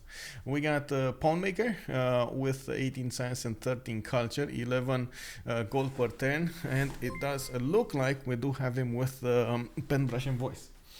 Hey, myself, hello there, son, and welcome. Thank you very much for the follow. Maybe Kabachok is just too high standard for Aztec civs for me. Man, Kabachok is really pinpointing that Aztec gameplay, I gotta say. Daniel Dingo, good evening, sir. Also calling out for a Petra city. Yes. Big Petra city over here. Sahara El Beida is all that you need. I do hope we are gonna have a good day and a good game. Thank you very much, sir. Kind words, kind words. We got Detirlo on Spain, on Philip II, still on 3 cities. He's now getting some more out, and he is gonna put that one on the maze tile. Does he know about this? Does he know? Oh, he knows. He knows. Why was I even asking this? He knows that's going to be the way. Okay, we got him with encampments. It does look like he went for a pen, brush, and voice, going for audience chamber, getting a settler out from Barcelona. And I do see him needing to chop and improve a lot of his land. I gotta say, this looks a bit unworked. And most of the time, you do see the players try to chain those builders. You chop, or you use 2 builder charges, then bam, you chop another builder. You use 2 builder charges, bam, you chop another builder. But it looks like he's not falling into that cycle of chop, builder, chop, builder. So I do feel like he's gonna expend a bit more than usual to actually get everything going. We do have Jadwiga with 70 faith per turn, 21 science, 27 culture. He's getting his temple in the capital city of Krakow, is getting his religion in multiple cities already, does have that defender, does have more cities to the southeast, and it does look like he pressured Rome to annoy him enough to get quite a few land units out. Of course, Rome also got a general here to defend against big bad Poland. A bit unfortunate that Poland didn't let his space over here for the horse settle. I would have loved to see that horse settle, but he still has a 2-2 non-freshwater city that he could go for, and I would definitely say he should go for it, and putting it much closer to Rome over here. He does have the +3 to help him defend, and of course could definitely put something like Victor over there. Anyway, we got Jayavarman the 7th, Monumentality Golden Age, 34 Faith a turn, 14 Science, 28 Culture, 5 cities out with a 6th on 7th on the way. Looks like he's pressuring that religion everywhere. I would have loved to see something that would also get... Okay, there we go. There is something taking into account Aztec close... Kick W. Do you guys see what just happened? Oh no, Aztec did not get that Colosseum. Oh no. Well, I guess it was fate over here for Potato to take it. It was a race, but it's not anymore. We got Aztec with that initiationized pantheon. He's getting his monuments out. He is moving magnets around the cities, so he gets some extra yields from those internal traders, and at the same time getting the chops. I do see now he's probably gonna settle it in Tenochtitlan and leave it over there, getting some more settlers in the meantime. Markets out commercials. Looks like economy is gonna be the name of the game over here for Devilx. We do have him on 14 science, 35 culture with 22 gold a turn and 59 production. Pen, brush, and voice as a bonus. While Aztec is a civ that gets less punished by losing the Colosseum race, a unique improvement and all. Yes, I do have to second that. He's getting the Trachi. What is it? Trachi, I believe it's called. Yeah, Trachi. Trachti. It's hard to pronounce. I'm sorry. We got some classical units coming off from Cree. He did manage to finish his. I didn't manage to get Cree. Oh wow, I moved over Cree. He did manage to get his Temenanki in the city of Mistavasis, but it looks of it, of course, we do have him moving a little bit to the west side, where he is going to focus down on the Polish army, and also the Polish army will get forced to move a few units towards the city of Warsaw, so he defends against any possible aggression coming out from Pepega, which is going to do quite well. Stretching thin the resources of Gara is probably going to be a good thing. We're going to need to see if this is actually something that Cree can go through. There are quite a few mountain chokes over here, and of course Gara, benefiting from a lot of faith, does allow him to chop, to build, to improve, and get everything he needs much quicker than anybody else, well, most of anybody else. We do have, as you can see over here, the Governor Plaza. This is what I was worried about, the Governor Plaza. He put his Governor Plaza exactly next to the mountain. The mountain started spewing lava left, right, and center. It's erupting right now. It's called Capilinos volcano. It feels like it's not gonna give enough yields to actually make it worth. Anyway, we do have a... Oh, please don't finish that commercial. Please don't finish that commercial. It's the reason I'm saying don't finish that commercial is because he has a Government Plaza here. Repair Government Plaza, finish commercial. That's gonna be fine. But if you get the commercial before you finish the Government Plaza repairment after the pillage, you're not gonna get the +4 bonus, the splendid bonus on your commercial, and it's not like he can get it from anywhere else.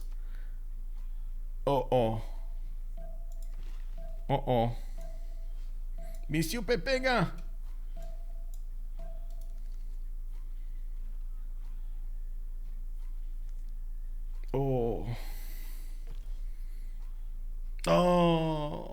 He killed them the wrong way.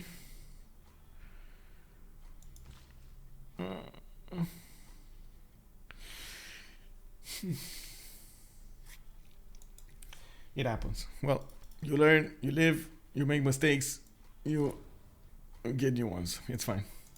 But the +2 to +4 once repaired. Yes, once repaired, yes, but you don't get the bonus. You only get the bonus when it actually gets built. Ago Noise, good evening, sir, and thank you very much for the follow. Yeah, exactly like Dasuke. It's playing that sad trumper over there. It's, yeah. It's sad. We'll see. Maybe he has something else in mind, of course, for that +4.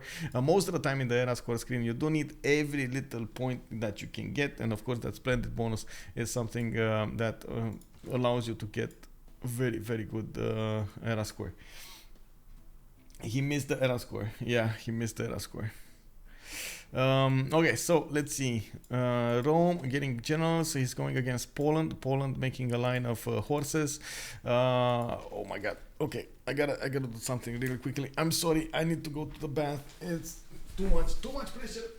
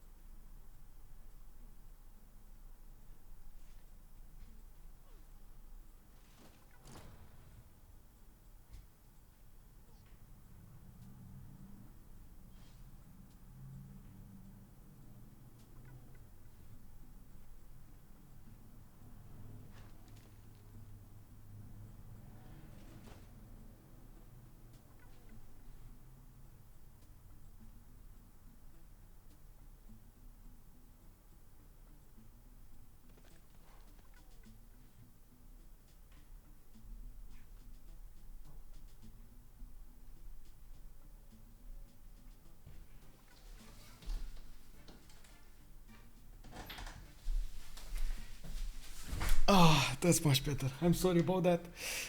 Yep. Okay, I think he asked us to make him drink more water. Oh no. I mean, what can I say? What can I say? Anyway, I do see, of course, Poland did manage to get a few warriors out. I do want to see also how he's going to manage to get his empire to higher stats. Now that he did manage to get probably his second relic going, let's actually see. Does he have a second relic worked or not? Not yet. I don't see. I see only one in Krakow. That's the Philosopher's Stone, but I don't see anything else. No. Oh, bro, you gotta ask your teammate for a second relic. You gotta ask. You gotta do what you gotta do, bro. Anyway, Gara over here. By the looks of it is. I'm gonna get Mahabori Temple in the city of Lublin. Usually the way to go with Poland is to try, if you must, if you can, try to go and rush those wing hussars. The wing hussars are available at the second, let me see, over here, it's Reformed Church, I believe, yeah, Reformed Church. So you do get the how to say, theocracy, and of course, as you can see, you do need to go through divine right to get there. It's actually quite an interesting one to get as a bonus. The wing hussars are amazing. Not sure why I clicked on the first one. Very strong units. They do a lot of damage. 64 melee strength. They do push back and deal double damage, if a lot more damage actually, if a unit cannot be pushed back. So it's quite easy to push through double lines, triple lines of units. And of course, we're going to need to see if Alykaze over here is going to manage to keep up in the science screen and in the culture screen. Gara is already 28 and 32, does have good mountains to develop his cities in. And by the looks of it, he is a little bit behind in those theater squares. Would have loved to see a bit more over here. One of the other things he needs to do is try to get Grandmaster Chapel as soon as possible, since he does benefit from out of faith. He might as well use it. Wait, did he just give... Oh my god, don't tell me he actually gave the relic to Khmer, and Khmer is keeping it for his own sake. Don't tell me that. Oh, Beard of the Evangelist over here in Angkor Thom is being kept hostage by his teammate. Oh no, man, I know sharing is caring, but there's so much more benefit on Gara than it is on Khmer. And it doesn't make sense to not give it to Gara, and mostly because of that reliquaries. It's just insanely more benefits on Jadwiga. Maybe they forgot. Maybe, you know, it happens. Sometimes you get carried away with so many other details that you totally forget that you had an extra relic to benefit from.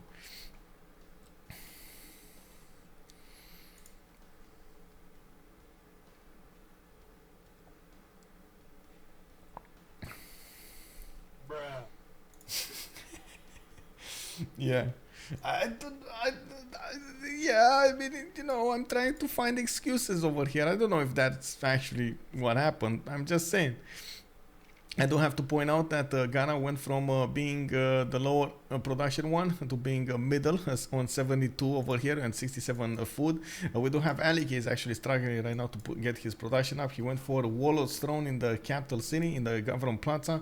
I do see he did finish that campus, the +4, and got that encampment. He's going to go for stables.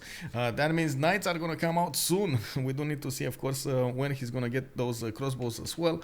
It's going to be quite a challenge over here to keep up his sim going against big Poland to the north. Should actually place a few more cities. I would hope he's not going to stop settling, because it's very important for Rome to get that bonus from the monuments. He stabilized the defense. That's fine. Nobody's going to push through him until probably wing hussars. So right now is the moment that Alykaze needs to refocus all of his efforts to being competitive in the stats. He needs to get more cities. He needs to get more campuses, buildings, commercials. Everything needs to match. As, of course, even those builder charges used to improve the mines, the patches, and so on and so forth. To his east side, he does have the Gauls. Potato did manage to get the Colosseum, and you see that he finished the Hanging Gardens next to the city of Durecorteron, which is also building Oracle. 2 turns away from finishing. We do have him 2 turning settlers from Atuatuca. Wait, what is this shenanigan? Going for the extra movement on the settlers promotion for the Magnus. Okay, he went for this one, the provision. Settlers stay in the city, do not consume a population, and +1 movement. One of the first few games that I've seen this played out. It was used yesterday, but I just didn't see it. I totally didn't see it. Anyway, we do have him with oppidums everywhere. You do see that his production is the first one to get to more than 100 on 102. He's starting to acquire those great engineer points on 4.6 great engineer points a turn. And of course, we're going to need to see what are going to be the first great engineers to pick up. Do Khmer ever even grow beards? I don't know. Oracle still not built. I mean, yeah, Oracle, it looks like it's not that craved for anymore, but it definitely looks like it's gonna be amazing on the goals. He's also getting his theater square in that same city, and of course it's a +4. That means he's just gonna go crazy with writers, artists, musician points when he's gonna get it. That's the same city with Pingala double. That's gonna be so cool. Samara Briva actually to the south, getting more settlers out. Of course, he's doing quite fine to keep on settling over here. I do want to say that he does have another city to the south, not the biggest one, but definitely could work. He does. Wait, where is he gonna put all of these cities? Alicia was just no, it's this one. Where is gonna he doesn't have that many good cities. Anyway, we'll see. We'll see how that will develop, because yeah, at the moment it's a bit concerning. Oh well. And we do have campuses from that northern city, getting himself a +2 over here. Unfortunate that he didn't actually put it somewhere else, that city, so he can actually get a +4. But sure, I mean, +2 can work. Starting to improve some of his bonus resources, and at the same time the plantations on, of course, the dice tiles for the extra luxury resources. We do have him starting to get closer to Khmer, and that's one of the questions that I was having at the beginning of the game, if he will ever actually go against Khmer. He does have the production, he doesn't have the general, and of course he doesn't have the army at the moment to go for it. Could even keep Bologna for those extra points, especially if he does manage to keep it soothed and safe. Of course, I wouldn't actually say Khmer is weak in war, or quite the opposite over here. He does benefit, or he should benefit from a lot of bonuses coming out from his faith generation, and coming out from his unique unit, especially the Domre is quite strong. I do see him having a bit of a problem with how to say points over here. He's only on 22 and 47 culture. Potato is definitely keeping up on that side, so he's not going to have a technological advantage against the Gauls. I also want to point out both of them are settling like there's no tomorrow. We got Geoff here with another settler there, and he's gonna be on 2, 4, 6, 8 cities soon enough, getting his prasats going, of course, for that for those extra bonuses.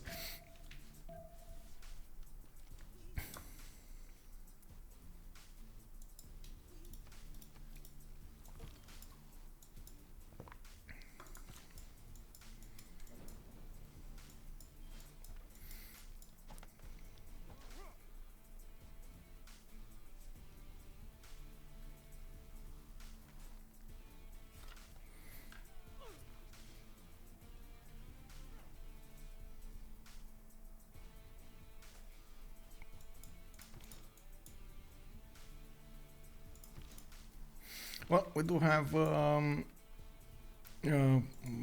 theater squares coming out from Poznan as well.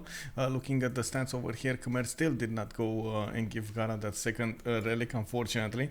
I don't see anything in his holy site over here on Krakow, and this needs to be a question later on. I do hope we're actually going to find an answer. Why did they choose to split those relics? It honestly doesn't make sense with Poland in the game. He's getting Mahabodhi Temple from Lublin. I was expecting him to actually put that. Oh wait, no, why is this a theater square? Oh, he messed up. Man, he messed up. I believe that he wanted to put a campus and he put a theater square. This whole theater square doesn't make sense over here. I mean, yes, you can get Machu Picchu, but I'm sure if I say that, my stream chat will be like, no Machu, no Machu, no Machu. We don't like Machu, and I do believe building a theater square for one single Machu just doesn't, actually one Machu Picchu for one single theater square is just not the correct way of doing things. I think Cree just took a city from Spain. Oh, he did. Oh my god, you're correct. He did. Wait, how did this happen? We do have Spain over here. As you can see, he did put down an encampment to the south.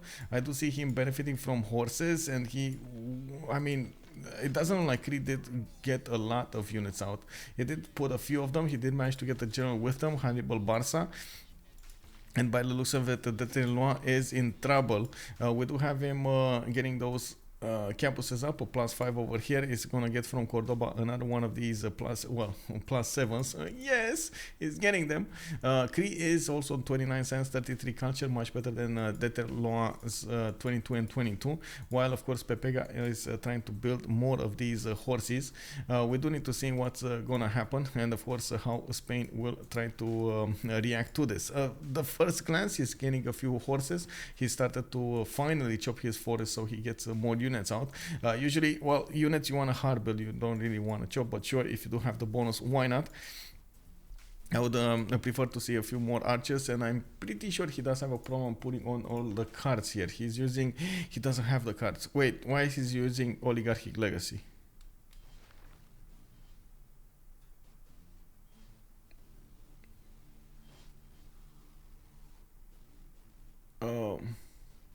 Okay, so I guess this needs an explanation over here. Oligarchic Legacy only works on melee anti-cav units and of course on naval units. It does not work with horses. All land melee. You can see it doesn't appear on the horseman. That's just not gonna work. And yes, I know it's a bit weird. For example, the +5 card that you use in the Dark Age also refers to melee units, but it's actually even horses. So yes, I know there are a few problems when it comes to the Civilopedia and the text on the military policy cards. But yeah, I mean, yeah. Anyway, Oligarchic Legacy in this case should have been actually maneuver in the case of Spain, so he does chop his horses or even archers, so go for a Goji to chop those archers much faster. Means units with a melee attack. By the way, hello there, Janus. Yeah, but I still think you can see why it's confusing, right? It's using the word melee instead of all units or something like that, or land units. Anyway, we do have an encampment coming out from Madrid. Coruna did finish that campus earlier. He's getting another archer out, and by the looks of it, Barcelona still can build something. I would definitely hope that Detirlo is gonna realize he's using the wrong card over here for the advantages, and most of the time it is. I gotta say this. I really gotta say this. It's using the cards is, I would actually put it around, gonna be as important as like 30% of 40% of your success rate. Using the correct cards at the correct moment in time, min-maxing that as much as possible, trying to mold your tempo alongside of those the uses of those cards will give you exactly what you need to be ahead. And that's why I'm saying it gives you like a total of 30-40%.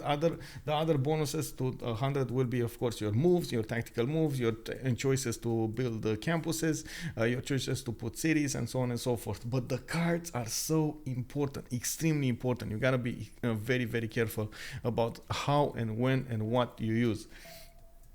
Are they throwing? No, I don't think they're throwing. You gotta take into account this is a game from the Division 3. They're still learning. They're still getting as much as possible their experience points out, and they are fighting. Even in this case, they are fighting for the tiebreaker for a slot in the Division 2. So we're gonna need to see if even with this they're gonna manage to get it going.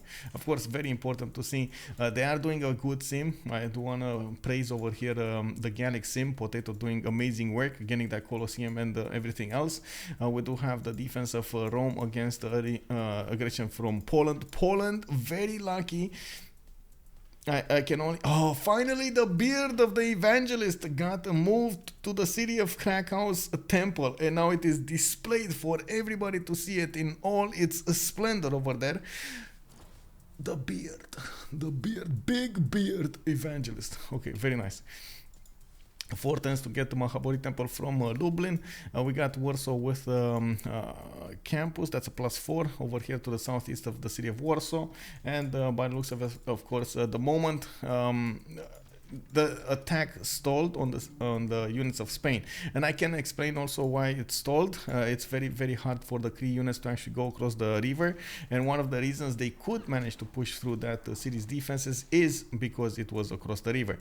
If it was placed differently, for example over here next to the Reichstag or the mountain, it would have been much harder for Cree to actually push through with an extra +5 on the city center. Check the religion of Mediolandum. There's a religion. Islam? It's defender. Yes, I mean it would have been amazing if he went crusade, but he went defender, so he can't really switch back now. On the east side, we do have Aztec getting converted by the dominant religion of Khmer. I do have to say I definitely love this because that's tithe. That's gonna give him that's gonna give Khmer 2 extra gold per each of these cities converted, and he does have 1, 2, 3, 4, 5, 6, 7 cities that he could maximally convert. And I do have to point out the city of Moksha has been converted. That means that there's a lot more pressure coming out into the cities of Aztec, and he will passively spread quite fast over here. You can see Teotihuacan, for example, is gonna convert quite quickly. Not quickly as in 3 turns, but definitely around like 5 or 6. Azcapotzalco, it's also over here gonna convert soon enough. It says converts in 8. The city will grow in 11 turns. I'm pretty sure it's gonna convert before that. Religious victory, yes. We do have also Persia needing to get a lot more cities over here. I do see he's building a few more settlers. He was focused on getting these traders out, and he's also killing Kabul to the east of Hagmatana, or trying to kill Kabul, because as you can see Kabul is trolling him a little bit. He's throwing curved balls back at him with a gun inside of the city and with archers inside of that city as well, shooting back at the attacking horses. We do have him with a general, that's good, and of course he can keep on pounding on that city center. Even though it is going to be healed, there is a high chance in the next 2 turns he will be able to take that down. We do have Gordian also getting some more markets out. Looking at the Great Merchant screen, Persia I believe did get an extra trade route one. It's Zhang Qian, and he is going to give Aztec the Great Merchant. Okay, I mean that's not bad. Next one would be the Faith, right? Faith, I did see correctly. It's Ifaldan and Fadlan actually, and by the looks of it, he's gonna get trade routes to city states now grant you the +2 faith. But the important thing is this one, the increased trade route capacity by 1. We do have Imhotep coming out from the Gauls. Looking at Imhotep, by the way. Oh, MTG Dad 86, thank you very much for the follow, sir. Welcome. Sneak attack by Aztec. Where? Sneak. I mean, he's just building a lot of units over here. I'm not sure if he's actually gonna attack, but he could. Persia is not defended. He doesn't have his immortals ready in the city of Bactri, and a Devilx over here could definitely try to get some attack going there. I do also want to point out the Khmer is getting quite big. He might actually try to go against Bologna. In the city-state screen here, we do have Potato keeping a hold of Bologna, and oh my god, he's getting so many points. 12.6 great engineer points a turn. We got him on 6.9 great writer points a turn with 1 single theater square. Poland is making 3, as you can see over here, and trying to get a few more musicians and everything else. In the scientist screen, I don't see Hypatia discovered yet, and as you can see, they are trying to get a few more points here to recruit Euclid. I'm not sure who's actually going to make that move. Okay, so we got Rome starting to get his crossbows. He definitely needs stronger units over here in the melee, and of course anti-cavs going against Poland. Well, we do have Alykaze going for mathematics, and the mercenaries is also going to go towards divine right. I'm pretty sure he wants to get a military tactics, I mean, and then of course go towards metal casting. I do want to see what Poland is going to react to this. Poland is 43 science with 50 culture, 48 gold per turn, actually 2 gold per turn, not 48, sorry, 112 faith per turn, while we do have Alykaze on Alykaze, actually on 33 science and 33 culture, 12 gold per turn, 49 production. This is the problem, 49 production number. You can see Gara is on 116. That's gonna make a big difference, especially with Gara's ability to buy units with Grandmaster Chapel. He already did manage to get monarchy. I'm pretty sure he's trying to rush Reformed Church over here, going for guilds, going for Reformed Church. That's going to be the way to go. He's getting more culture every turn, using, as you can see, more amphitheaters, trying to get those great writers. He's going to recruit one just now. He's going to get that book inside of the amphitheater, and he's going to get easy peasy culture generated. Very nice. Actually, he has 2 theater squares. Very nice. Makoumba Temple is also going to finish next turn. He's going to finish his religion and get another relic. That's going to be extremely important. And since we are 5 turns away from the next era, we do need to see if we're going to get the golden ages. Let's see. Alykaze is still 40 out of 41 points, very far away from golden age. We got CapitainPunaise, 44 out of 44, and he needs 55, so he's 11 points away from getting his golden age. Definitely needs to do something about it. He's not gonna kill Kabul. He's not gonna kill Kabul. Like, this is not gonna happen, like, ever. Kabul push his general back. Oh my god, getting trolled by Kabul, bro. This is, you know, sometimes it happens, especially when you go with too few units. But at least he's getting a boat out. I like this. He's getting a boat out. He's going to put that city under siege. But I still don't see him actually getting the city. Trying to get Immortal out. He's going to need to also put his unique improvement down. He does have... so 8 points can definitely come from only that. He's on 42 out of 42, needs 53. He could be on 50 out of 53, and I'm pretty sure he's gonna get campus plus 3. Let's see, plus 3, plus 4. Perfect. That works. If it works, it works. Okay. Gallic Empire 57 out of 57. I do see Pepega 50 out of 52, needs 2 more. Detirlo is quite far away from getting it, and as you can see, he's struggling to actually do everything here. We got Gara also quite far away from getting his golden age, 68 out of 77, and he is going to be really helped by the fact that he's going to get first of all the Wonder Makoumba Temple, and as you can see, he went for 72 out of 77, and then boom, he is going to get his full religion, being the first one in the game to actually finish his religion. He's gonna get anyway some points from finishing it. Grandmaster Chapel coming up in 3. We do have encampment training project for him, for another one of these generals. He should be able to recruit one next turn. That should be fine. And by the looks of it, he's 2 turns away from getting Reformed Church. There's a high possibility that he will get to upgrade his I don't know what's happening outside. There's a high possibility that he's gonna get to upgrade his wing hussars. It looks like the target will be Cree.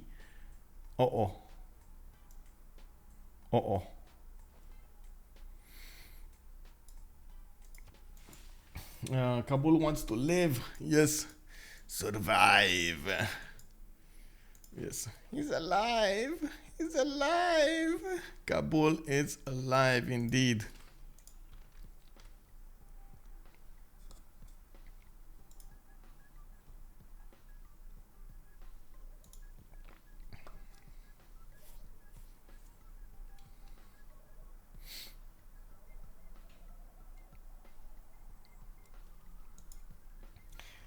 Cree in big trouble. Yeah, it's a problem. Cree is on 33 science with 41 culture. He would need a lot of pikemen on the west side of Mistavas if he really wants to defend against the Polish heavy chariots that will definitely 100% turn into wing hussars. Those are very fast units. They do have extreme strength on them, 64 base with possible general with all of the other bonuses, maybe some promotions. That's gonna be so hard to actually defend. 3 turns for Grandmaster Chapel, 1 turn to actually get that city to a 10th pop. And taking a look at Islam, he did go for Watts and a lay ministry, getting an extra 2 faith points and 2 culture points for his districts, and Watts getting him the 3 faith and 2 science points. Sorry, I'm hitting the stink bug again. Oh, found them. Let me get this. Give me a second, boys. I know, I'm not gonna smash him. I'm gonna try to get him out.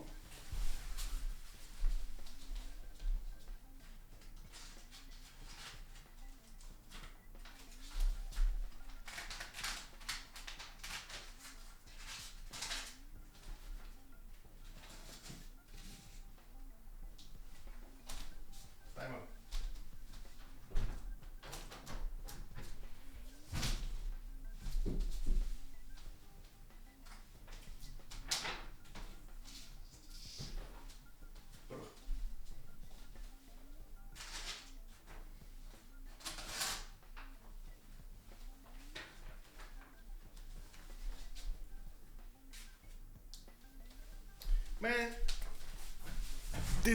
this guy doesn't want to come out. What the F, bro? Now I'm gonna need to find him again. Bugs that don't have wings is the scariest to me. No, they have wings. What do you mean? Big wings. Is that a live match or a replay? This is a live match, sir. This is a live match. The Trojan man, good evening, sir, and welcome. I mean, you know, if this guy makes or whatever, the stink bug makes a lot of babies over here, I'm gonna be so mad. It's gonna be so hard to take that out. Anyway, we're gonna need to see. I'm definitely gonna try to get it out of the house in the next few hours. We are just a few turns away from seeing what's going to happen over here. Reformed Church coming out next turn from Gara. We do have, of course, heavy chariots over here from Poland. Getting, oh, there we go. Wing Hussar, 3 turns away from finishing in the city of Warsaw. We do have, of course, 1, 2, 3, 4, 5 already here, and I do believe he does have how to say. He does have his mercenaries, so it's just a matter of time until he actually plugs in the cards. Let's see, conscription and chivalry. Let's take a look at his cards. He didn't get mercenaries. No.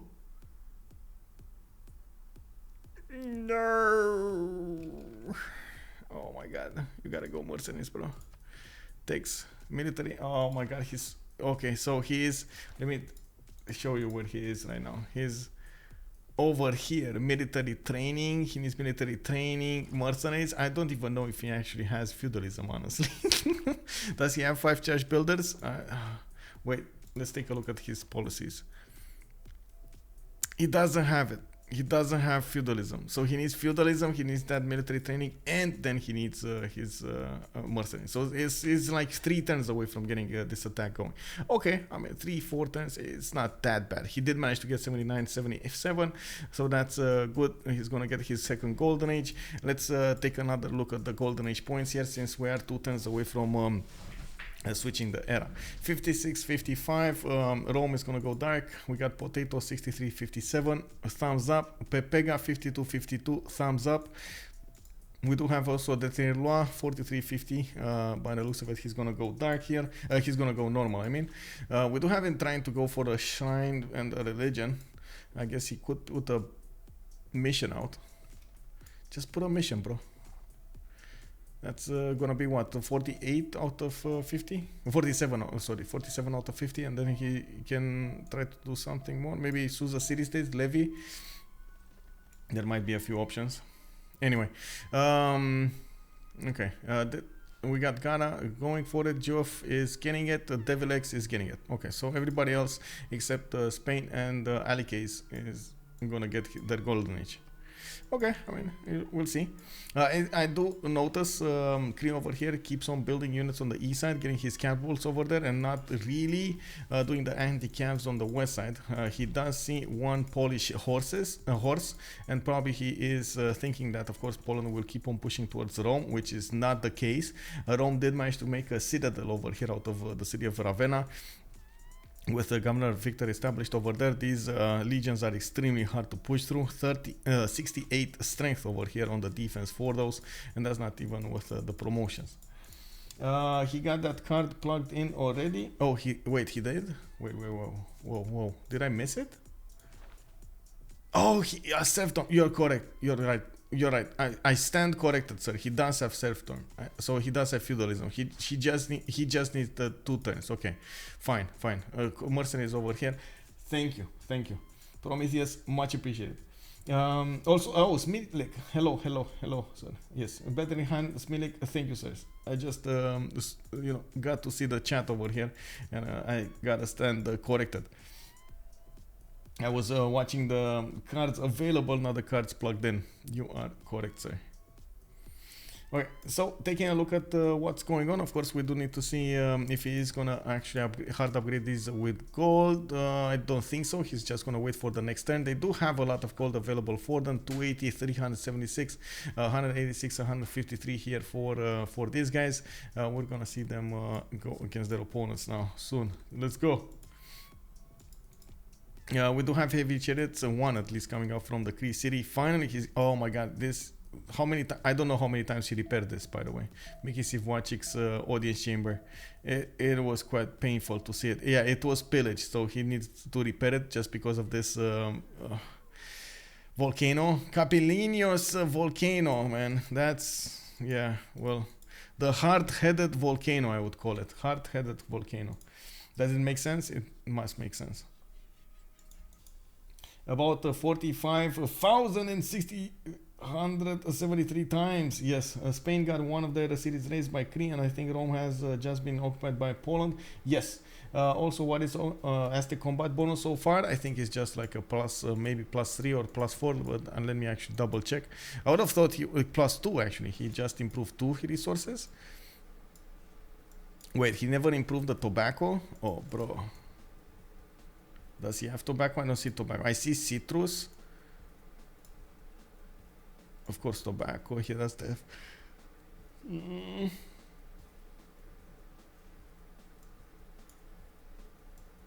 Yeah, I mean, this is just one big continent, so I guess it's a maximum of +4 anyway. But still, I would have thought he's gonna try to max it. Tobacco tile over here, good one.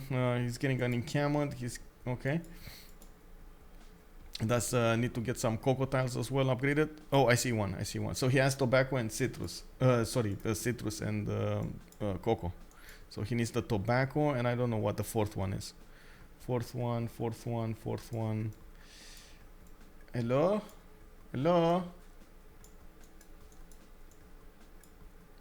There's no fourth one. He's finding out. He's finding out that Persia doesn't have an army. Oh my god, and look at the immediate reaction over here from CapitainPunaise. He's getting as many of these warriors as possible, trying to get them out before he's gonna need to upgrade them into immortals. That's not bad, but it might actually hurt his, economy.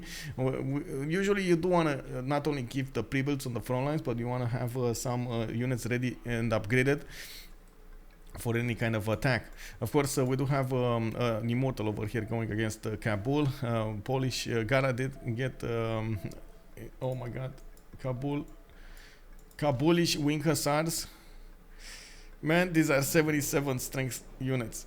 That's gonna be bad. That's gonna hurt. Let's go for gold. Let's go for me and me.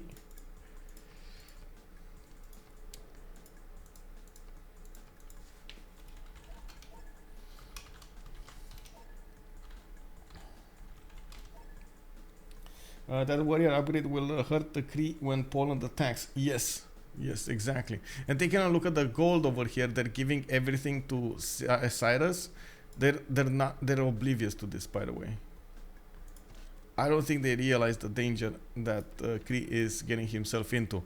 I'm pretty sure they see Gara is on 600 military strength. He's like, but also Alykaze is 700, and maybe they think, oh, it's fine. Alykaze is getting. Look at Alykaze. He got his defense up. He has the units, the correct units to keep an advantage against these wing hussars. Look at the damage. It's 77 against 78. That's the way to go. But Cree over here. Oh no! Gara makes another very good choice in the game. Oh, Jumping Bean! Thank you very much for the follow, sir, and welcome. What WTH is Spain doing for Series Standard 57? I mean, he got bullied over here. He got bullied by Cree. I mean, yeah. I would have definitely thought that putting the cities in a different order would have been better. I would have gone for the city of A Coruña much faster than he did, for example. But anyway, that's too late now to actually make a change. Karma is coming for Cree. Yes. And we know what karma is. Do you know, guys, what karma is? Daisuke, I guess Rome has to throw himself at Poland to keep his teammate Cree alive. Yeah, it's crazy how much Poland is doing considering he's boxed in by enemies. Yeah, I do want to point out, while these pikemen can hold the line against wing hussars, they can never push into wing hussars. They die if they push into wing hussars. So the second Poland sees an attack coming from him, he's going to use his faith per turn of 192 to just buy a few of those wing hussars on the front line, and bam, that's it. Oh my. We got a city taken out. Whoa! Bologna got taken out. The Gaul is going to need to confront the Khmerian army between Vimayapura and Novia Durum. We do need to see, of course, Gaul start up their engines and build an army of their own, because Khmer will definitely have the benefits of buying an army. And not to mention, I do have to say, Geoff did manage to get very good stats, 61 and 101, while Potato is on 46 on 112. Man, this is starting to be quite a matchup over here. I also want to point out, of course, Aztec over here is getting more and more cities. He is starting to push Persia, but Persia finally did get his immortals out, so it's going to be quite hard. What they will do over here, the Aztec horses, they will definitely pillage the tiles, some tiles. Poland has South Army, he won't get through. Yeah, it looks like, yeah, that's not going to happen. Even the swordsman can actually do some defense over here against the pikemen. The pikemen are just not built for attack. They're good on the defense, not built for an attack. Oh my god, look at the wing hussar. Just one wing hussar. Now I think Pepega realizes the danger he's in.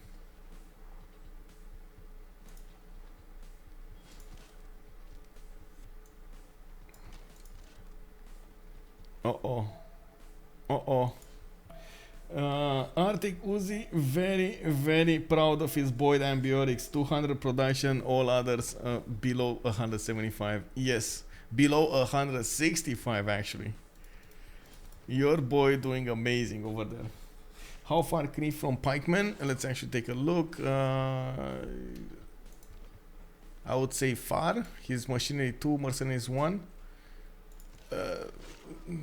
Man, these cities are gonna fall by 2 shots. That's not gonna happen, bro. I mean, even if he gets pikemen, this is too late. Not enough defense, not enough units. No, he's not going for pikemen. I think it's too late for him to go back on the top 3. Oh, actually, no, it's not. 56 and 52, come on, it should be good. Let me see.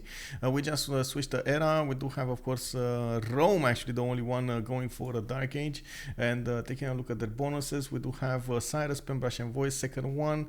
Looking at the yields tab, of course, you do see 6588. Very good results coming up from Persia, getting quite a few cities, 2, 4, 6, 7, working on the city of Kabul for an 8th one, and still has more cities to settle on the north. We got Gaul with a 49 and 120, 52 actually, and 120 with 38 gold per turn, 213 production.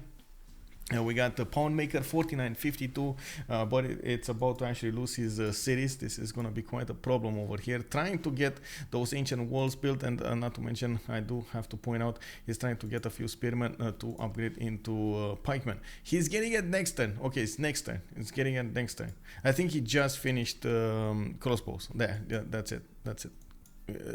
How do you call it? Machinery. Imhotep's gold doesn't look good. Yeah. Imhotep is in a bit of trouble over here. They do have quite a bit of gold coming up from Javerman and the Devil, but Gara is getting 31 while Detirlo is also on 29.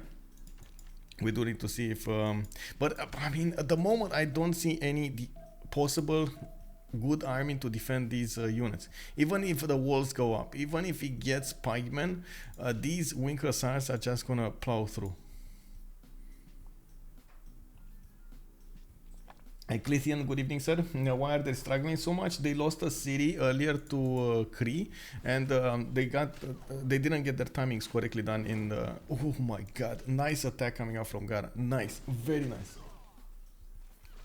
Khmer the Gold Maker, don't see that often. Yeah, me neither.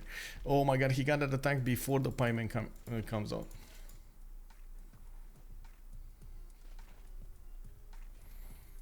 Well, now we can see Wing Hussar definitely deals the damage against the pieman. He one-shots the crossbows. He's going for the capital kill. I'm pretty sure we're gonna probably need to see walls coming up in Mikisivwachik, or at least some units to defend him and delay the attack. These Wing Hussars are not gonna delay their attack anytime soon. By their own, they have to be forced to delay their attack. Warsaw getting more Wing Hussars out. I do see a few ones in the south, or maybe... Oh my god, is he as... Khmer is actually using Chingweti. Okay, and does Khmer has a... Oh, he does, Ayutthaya. Oh my god, Cree is actually having a few units in the borders of Ayutthaya, trying to take that city out, while he's losing his own cities.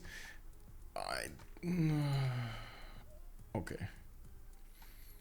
This is quite a problem here. Quite a problem.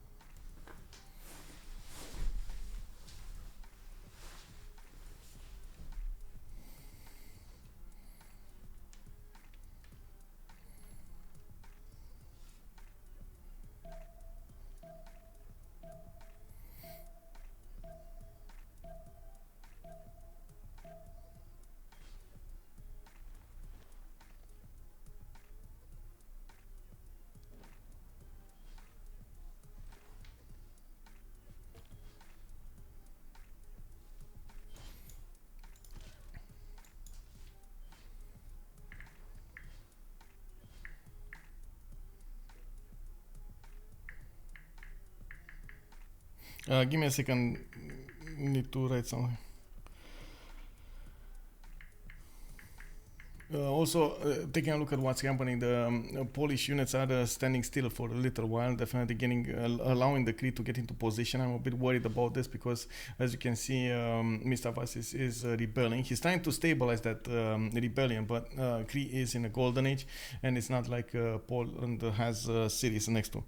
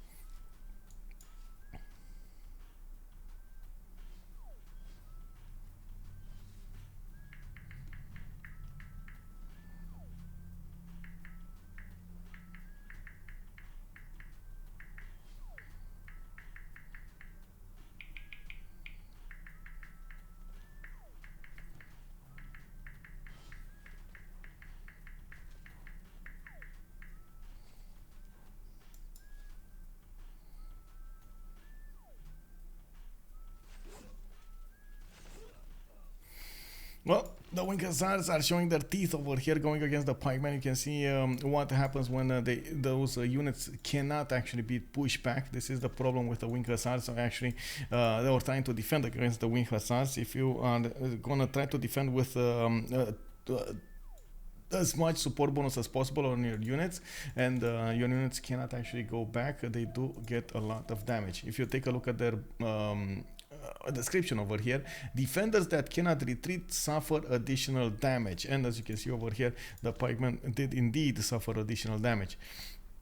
And we do have walls coming up in most of the cities now. Cree is gonna need to defend against catapults, and I'm pretty sure soon we're gonna see Poland try to go for bombards, not to mention earlier, I would say, trebuchets. With taking a look at what's going on here, and a lot more of these pikemen are coming out of the cities. Poland is also going to get some golden resources from the pillages. Is going to need to take care of the lands of Cree soon enough. There we go, pushing some more over here. Also, one other bit of information, the Polish winged hussars are starting to get promotions if they do manage to get their +10. Oh my god, look at that. Look at that damage. Again, couldn't retreat. If they do manage to get the +10 against these pikemen, and the pikemen are going to be put under, how to say, fortify, these are just gonna die so fast. I do see, for example, the knight is fortified, and I do see a winged hussar does have a could get actually the +10 promotion on him against fortified units. That's gonna be quite an easy choice to go against the knight. Sorry guys, it seems like Cree is not going to die today. It's gonna be harder than expected, but he's, you know, that's his job, right? To be as hard to get as possible. We do have also Aztec pushback from Persia's land. Those few immortals that, of course, Persia did manage to get did the trick over there, while Aztec didn't actually have a good army prepared to attack to. He was just dealing some damage. He just wanted to pillage something, see what's going on over there. Did quite well, did force Persia to spend some gold and of course take it out.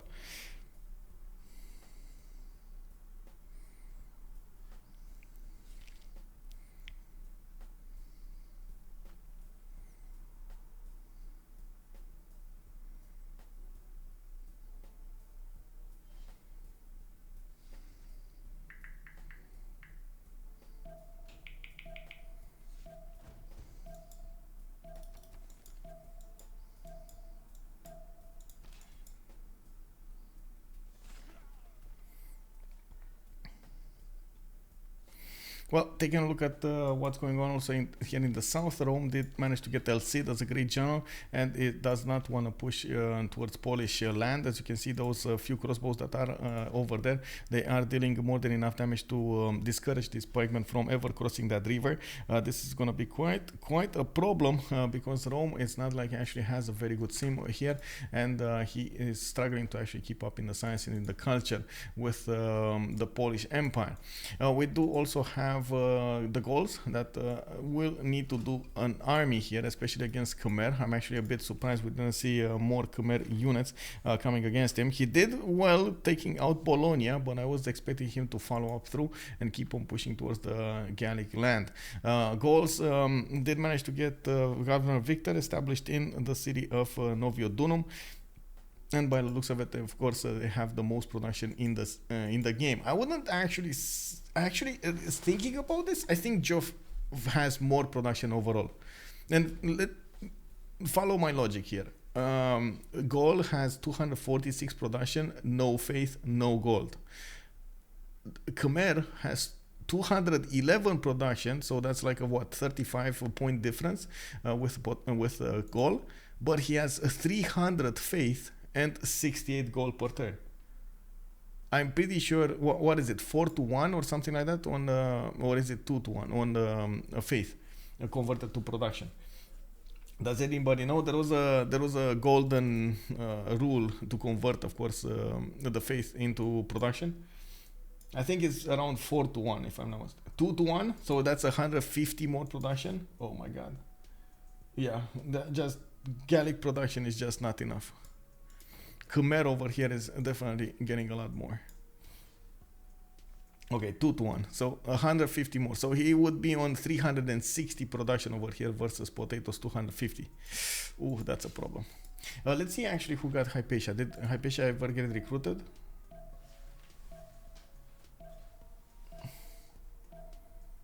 I don't see him. No. Okay. It's about 2.5 to 1. Okay. 2.5 to 1. Sure, 130. It's fine. Well, we do have Poland managing to keep on pushing through, and of course with the plus 10 charge promotion it's much easier to actually push through those knights. He is gonna try to focus down a city over here, and I'm actually curious what is he gonna focus down. Oh my god, no, he put the pikeman under fortify. Well, that's a problem. You do have, you see this button over here, you just need to like let it be. You need to cancel that 45 bonus. Yes, you get a plus 3 on it, but your opponent will get to attack that unit with a plus 10. Doesn't really make sense, does it? Did Khmer take Crusade? That's a good question. Let's see. No, not yet. He does have 2 locked beliefs over here, choral music and tithe being the first ones. We do have also Spain, Le Crab d'Or. We got Zen Meditation, Missionary Zeal. What does this mean? Is the Golden Crab or something like that? Grandmaster Chapel coming up in 2 from Madrid. I don't think he actually has a lot of faith generation to go for that buy, but I guess a few units here and there might actually do the trick. A lot more of these wing hussars are coming to the fight. 1, 2, 3, as you can see over here, getting that new strength on the units. One of the big things is whenever he attacks with the wing hussars against the pikemen, he's not getting damaged well enough on his own units, so the wing hussars can definitely do a lot more damage here overall. Oh, thank you. The stinking crab. Oh no, it's the golden crab. Yes. You know, we actually had a contest at some point. It was a famous competition in the mountains called the Golden Stag or something like that. Cerbu de Aur, that's in Romanian, which was focused on... I'm not even sure if it's been held anymore. I think it was at some point it was stopped. Let me see.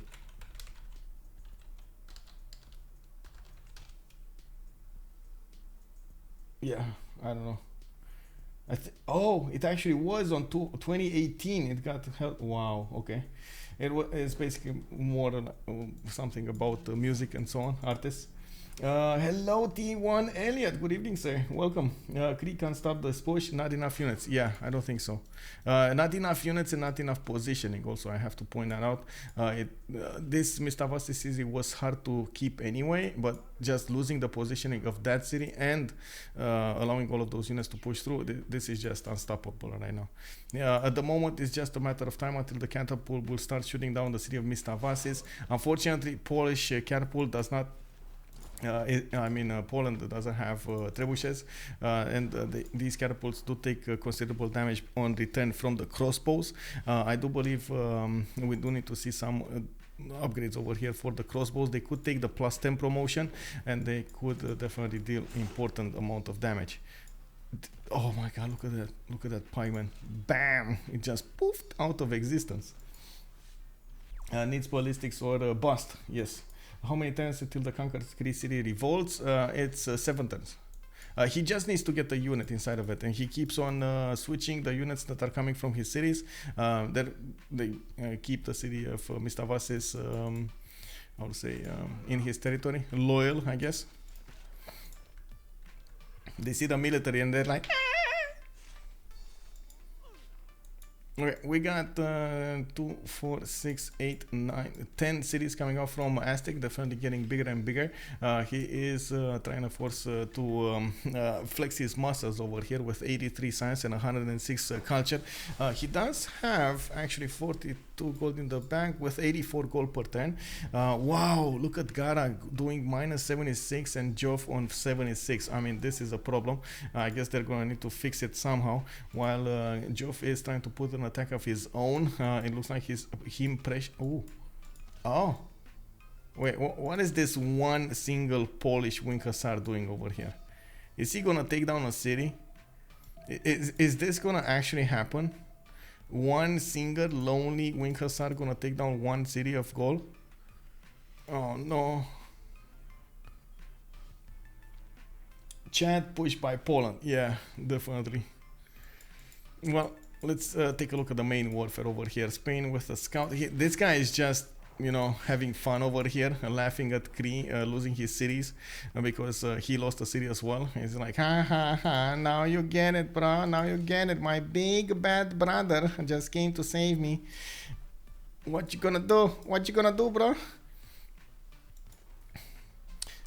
Okay, there we go. City back under siege. We got 6 of these wing hussars around it. They are starting to take down the city's defenses, and I'm actually quite surprised we didn't have the catapult shoot first. Of course, that catapult cannot move and shoot, actually. That's probably the reason. And he does have more wing hussars coming out from the main cities. Of course, as you can see, they did take down the city halfway through, and they didn't suffer that much damage on return.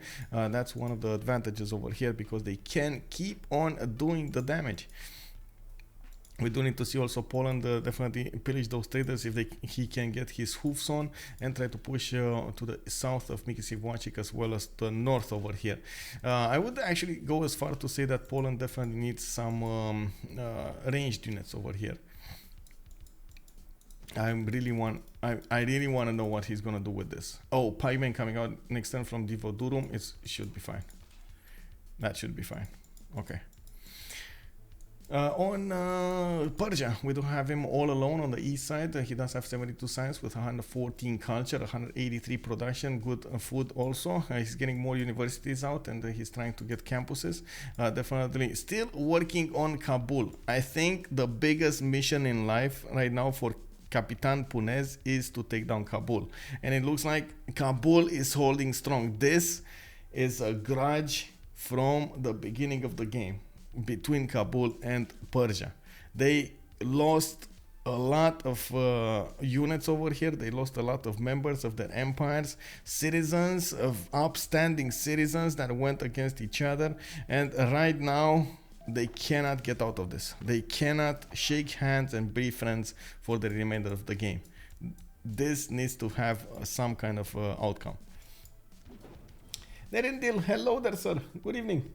Oh, you actually put up a link over here. Can you share it with me in a private message so I can take a look?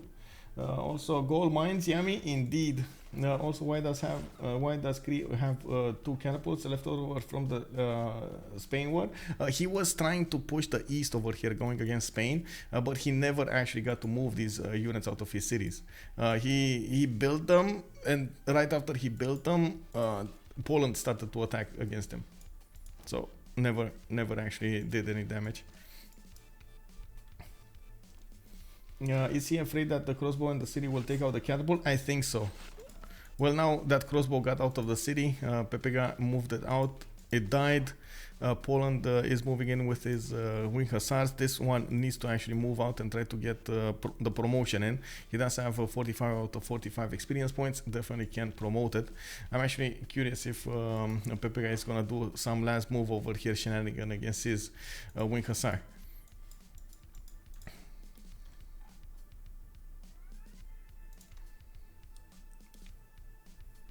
Well, we do also need to see what Rome will do. I'm actually a bit sad we didn't see more cities settled over here. Definitely at least 2 of them, 3 of them could have been settled over here to benefit a bit from a bit more population, a bit more production.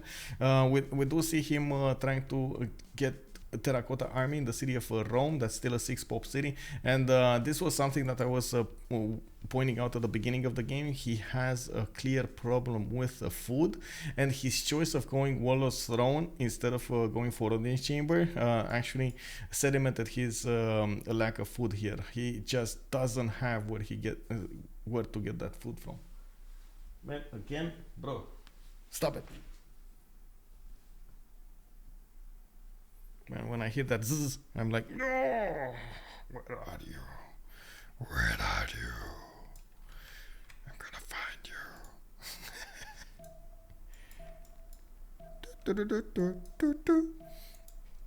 you. Let's see. Next turn. Mr. Vassis is gonna fall next turn. Let's see. No. Wing Hussars getting the promotions. Okay, they do need to upgrade. This one did get attacked by the pikemen, and it looks like a volcano did explode there. We got catapults, of course. Oh my god, the Wing Hussar pushing back that pikeman. Okay, that one did retreat. This one has a promotion on it. He's now Gara is focusing to take down the units. He's like, you know what, bro? I'm just gonna smash your units out of existence. Getting the catapult to shoot against the city walls without that crossbow inside. These catapults have nothing to fear over here.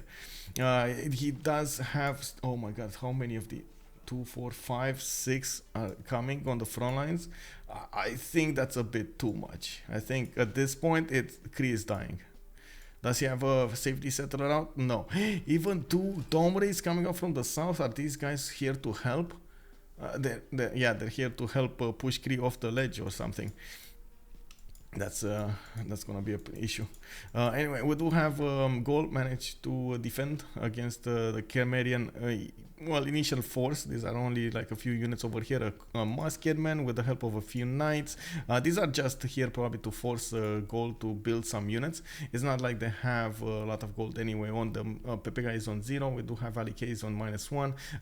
I do have to say CapitainPunaise is 129, so he's doing very well, getting that gold per turn. We do have him also managing to take down Kabul finally, and he definitely needs to get a few more units on the west side, especially with the takeover of the Cree Empire. Of course, Poland will just get bigger. Unfortunately, he is losing -88 gold per turn, and I do want to take a look at his cards over here. He's not working the -1. He is working the -1.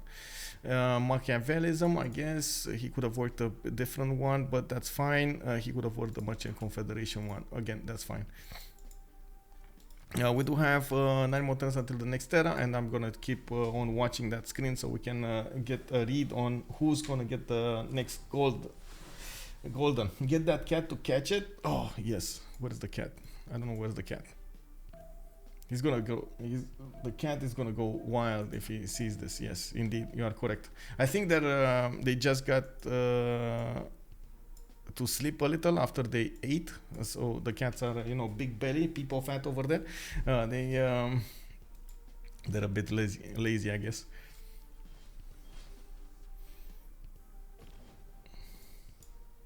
How many units does Poland own? Like 50? Honestly, I don't know if I can check that. 40. He has 40 units. He has the most units in the game, 40 units. Oh, and he got nationalism. I see the core ability on his wing. Now this is unsurvivable. At this point, Wing Hussar cores are going to be the ones that are just going to keep on pounding on Cree. Man, Poland over here showing up for Imhotep, so strong. I do have to point out Wing Hussars will have an issue actually if they do manage to core up, because of course you need 2 units to go into 1 unit, and that actually takes away from your unit count overall. You have to be really careful how you're going to plan that out, so you still have a lot of units to work, to attack with, I guess. Well, that's another one that bites the dust. The catapult will be next. Looks like Miki Sivwachik. There we go. He's scoring them up. 77 strength even with the -5. Oh my god.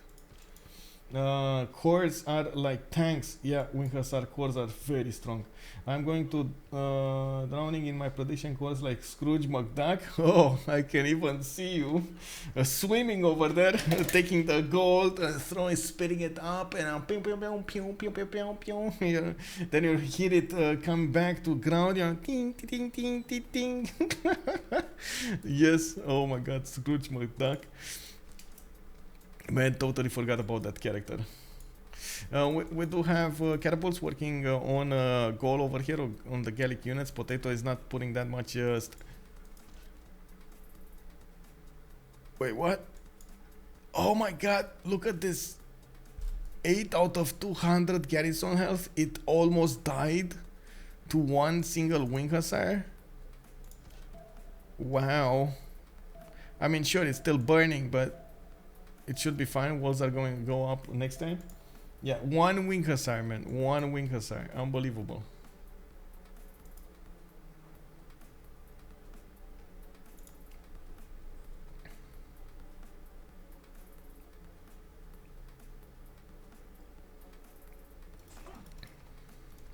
Okay, now it's dead.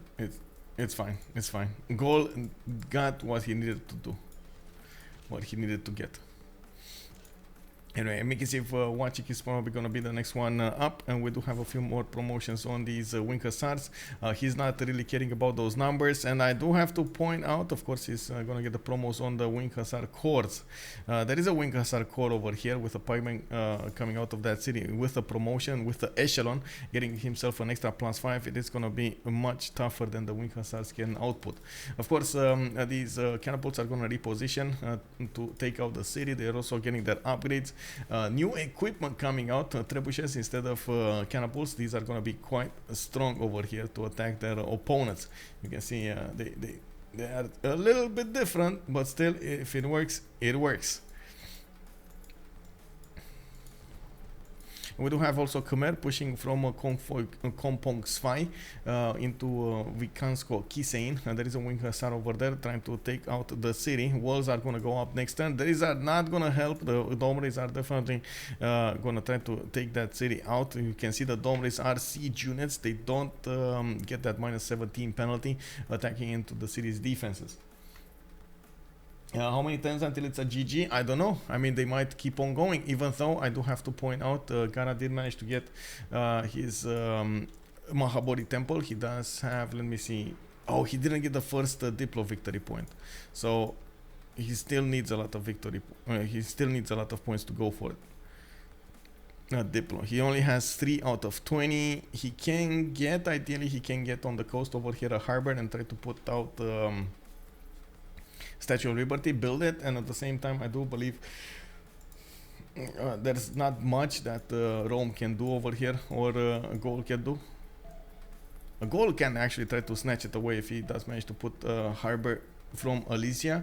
He does need the 7th population over here, and by the looks of it he's trying to get the aqueduct for more housing.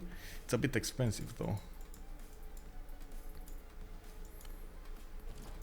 Domres, bro, Domres.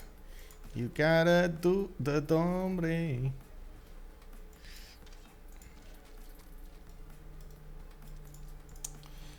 Persia got Kabul. Finally, he got Kabul. Oh my god. Yeah, that's amazing. But I think Kabul was Gara's, right? So that actually hurts Gara quite a bit.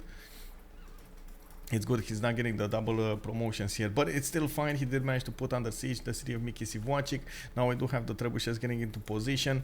You can see, of course, the trebuchet does benefit from also the general. This guy actually needs to move 1 tile to the left, so he gives the bonus to the trebuchet next turn, so he can move and shoot.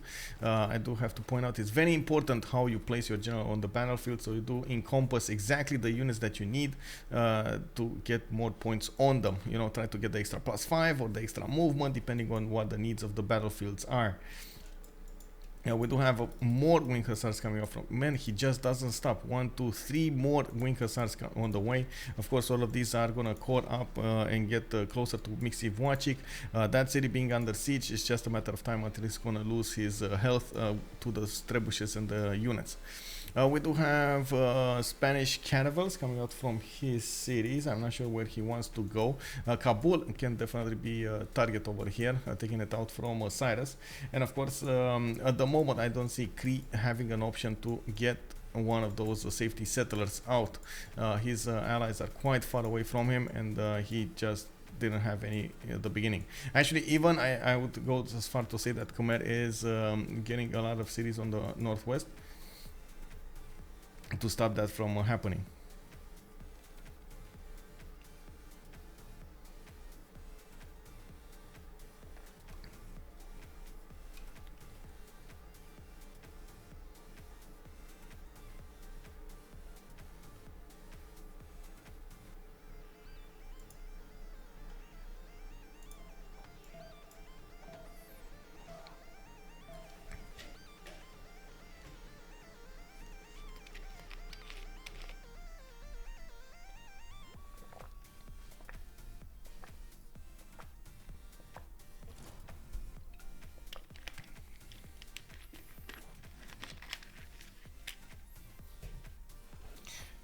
Whoa, Pesaman Benjer, look at that. Great minds think alike. I didn't even watch, but I was definitely thinking to drink water. Thank you very much, Pesaman Benjer. That was a great push to see from Poland. Indeed, Dombre is putting in the work. Yes. Oh, look at that. Weeks out, Kisein getting the Dombre damage on it. Of course, now with the trebuchets arriving next to Miki Sivwachik, well, unfortunately, he didn't move the Great General, and the other trebuchet to the northwest didn't get to shoot. The first one did, and you can see the walls are going down.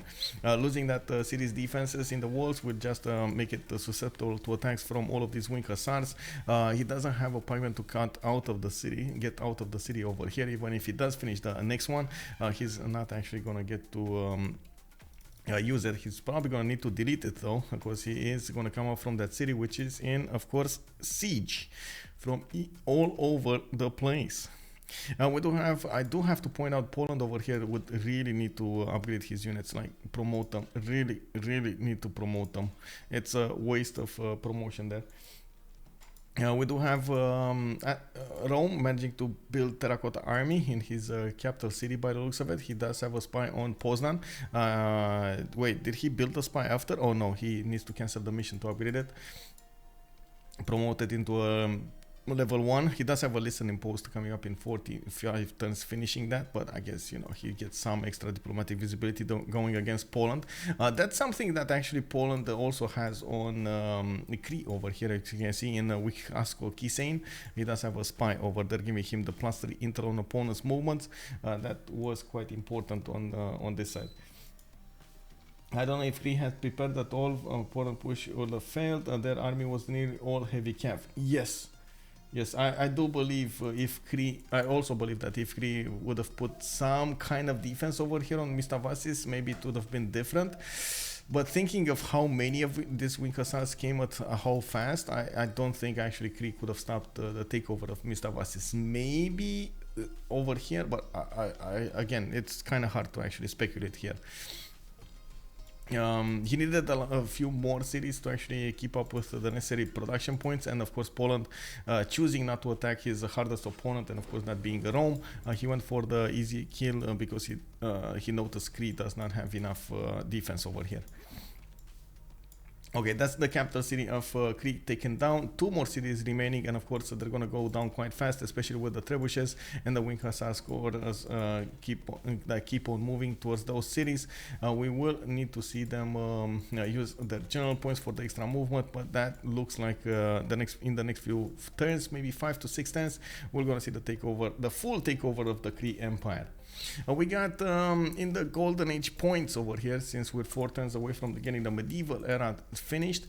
I want to see what's going on. Alykaze is 58 out of 65, 7 points away from getting his heroic age. He is in a dark age right now, so he would get the 3 golden age options to use in the next one. CapitainPunaise is now in a pen brush and voice golden age. It looks like he's gonna be in a dark age next.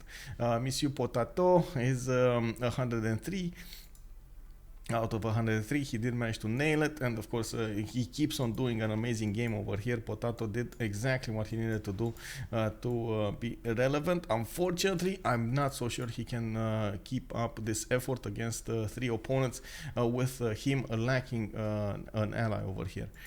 We do have also Pepega losing that empire. It does look like we're not going to see him in the next era anyway.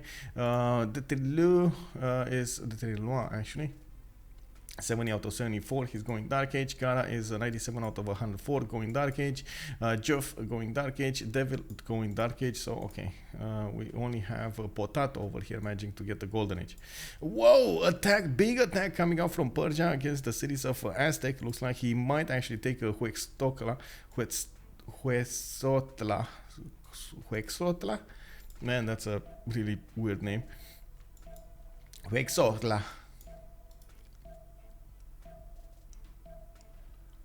Yeah, that's a hard one.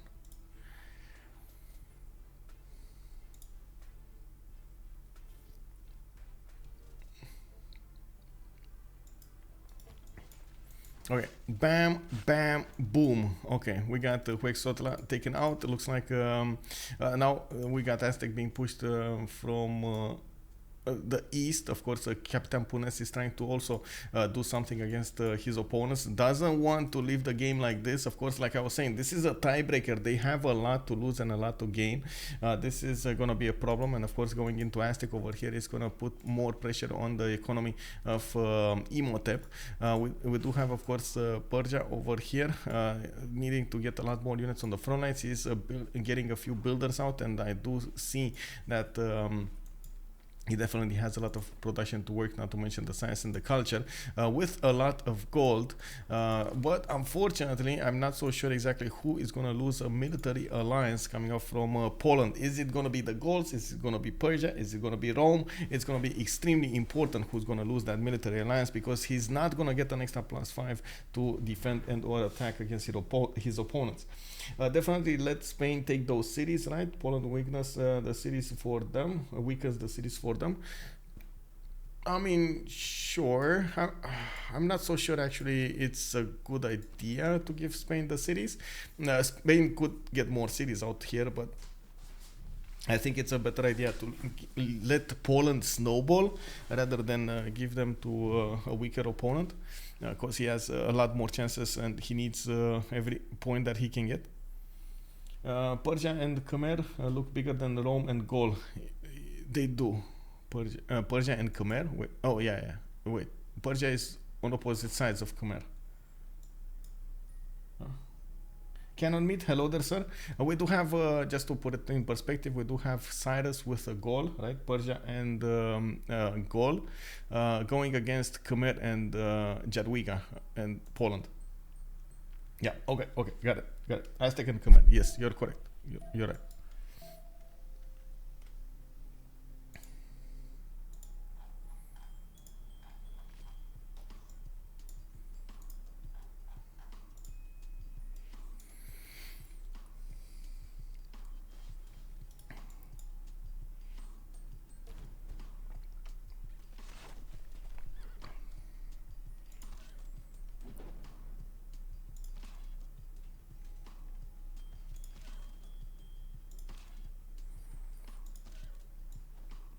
Well, now the trebuchets are starting to take down Picto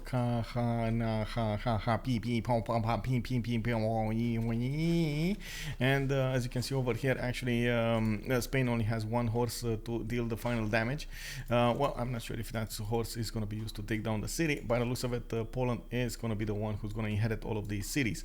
Working on the last ones, we do have only 2 more turns until the next era, and of course the World Congress session will change. This was a -50 faith World Congress. They managed to push that option through, and of course it allowed Poland over here to buy as many units as he possibly needed. Now we do have, by the looks of it, also Rome getting that defense to the north. He keeps on building units, trying to be as defensive as possible, trying to get more science, but it's just not enough. 52 science, 42 culture, not enough against Poland. When these Polish crossbowman cores will turn into field cannons, when he's going to get ballistics, that pikeman line will just melt. This is wow. Definitely needs to get some promotions here. Get the promos, bro. Get the promos.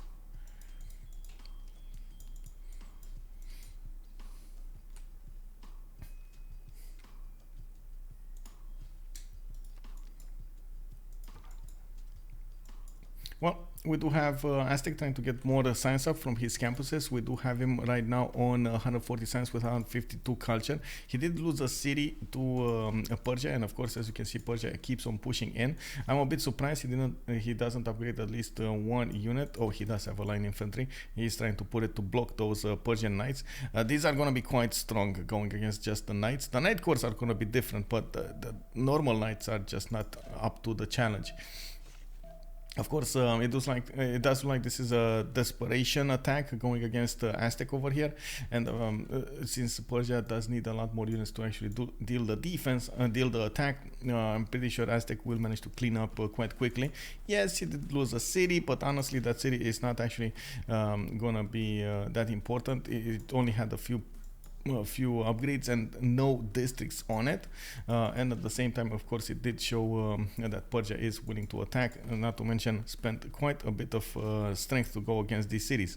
Axacapotzalco is going to be the next one. Is under siege. By the looks of it, the Night Corps are going to deal the damage, and I think that's it. We got Pepega taken out of the game.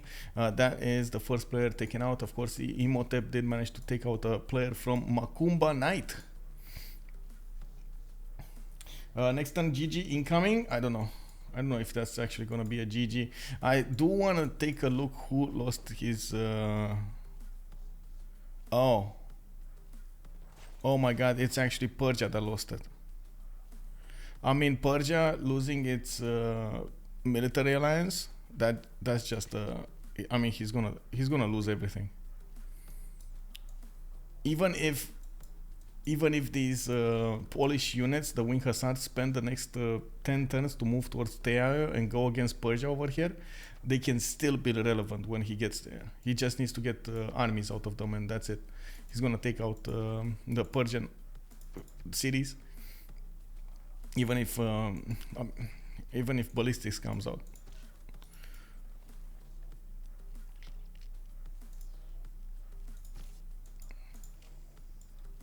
Well, we do have the Gauls. They did manage to get a few more units to defend against the Khmer and or possibly attack back.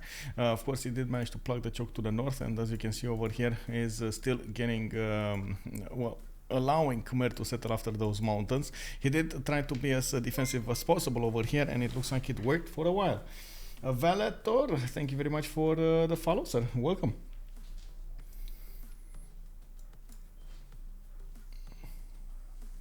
Well, we do need to see if Gaul will start to pump out armies. It does look like he's going for his industrial zone logistics, and it doesn't look like he actually put a lot of those encampments down. He does have a few of them, though. I do see this one, for example, over here, another one here, so 2 of them, and I'm pretty sure he would need the next population level to actually put down some more. He's probably going to be struggling between putting down a harbor in Alicia to get to try to get Statue of Liberty or try to get something else. I'm pretty sure Polish focus should be to try to get either culture victory over here, or which is going to be extremely hard with Gaul 186 culture, or try to go for Statue of Liberty, which you can easily get if you do put it to the north somewhere with quite a few chops. For example, 1, 2, 3 chops here, 4 chops actually. Put it on the oil, bam, bam, you get the harbor out, you get the Statue of Liberty chopped, and that's it. You try to get the points. Playing 4 versus 3 does mean you're going to have a weakness when it comes to the Diplo Congress, because you have less members to vote, and of course the Diplo Congress is going to be favoring the ones that have a lot of members to vote and quite a few points.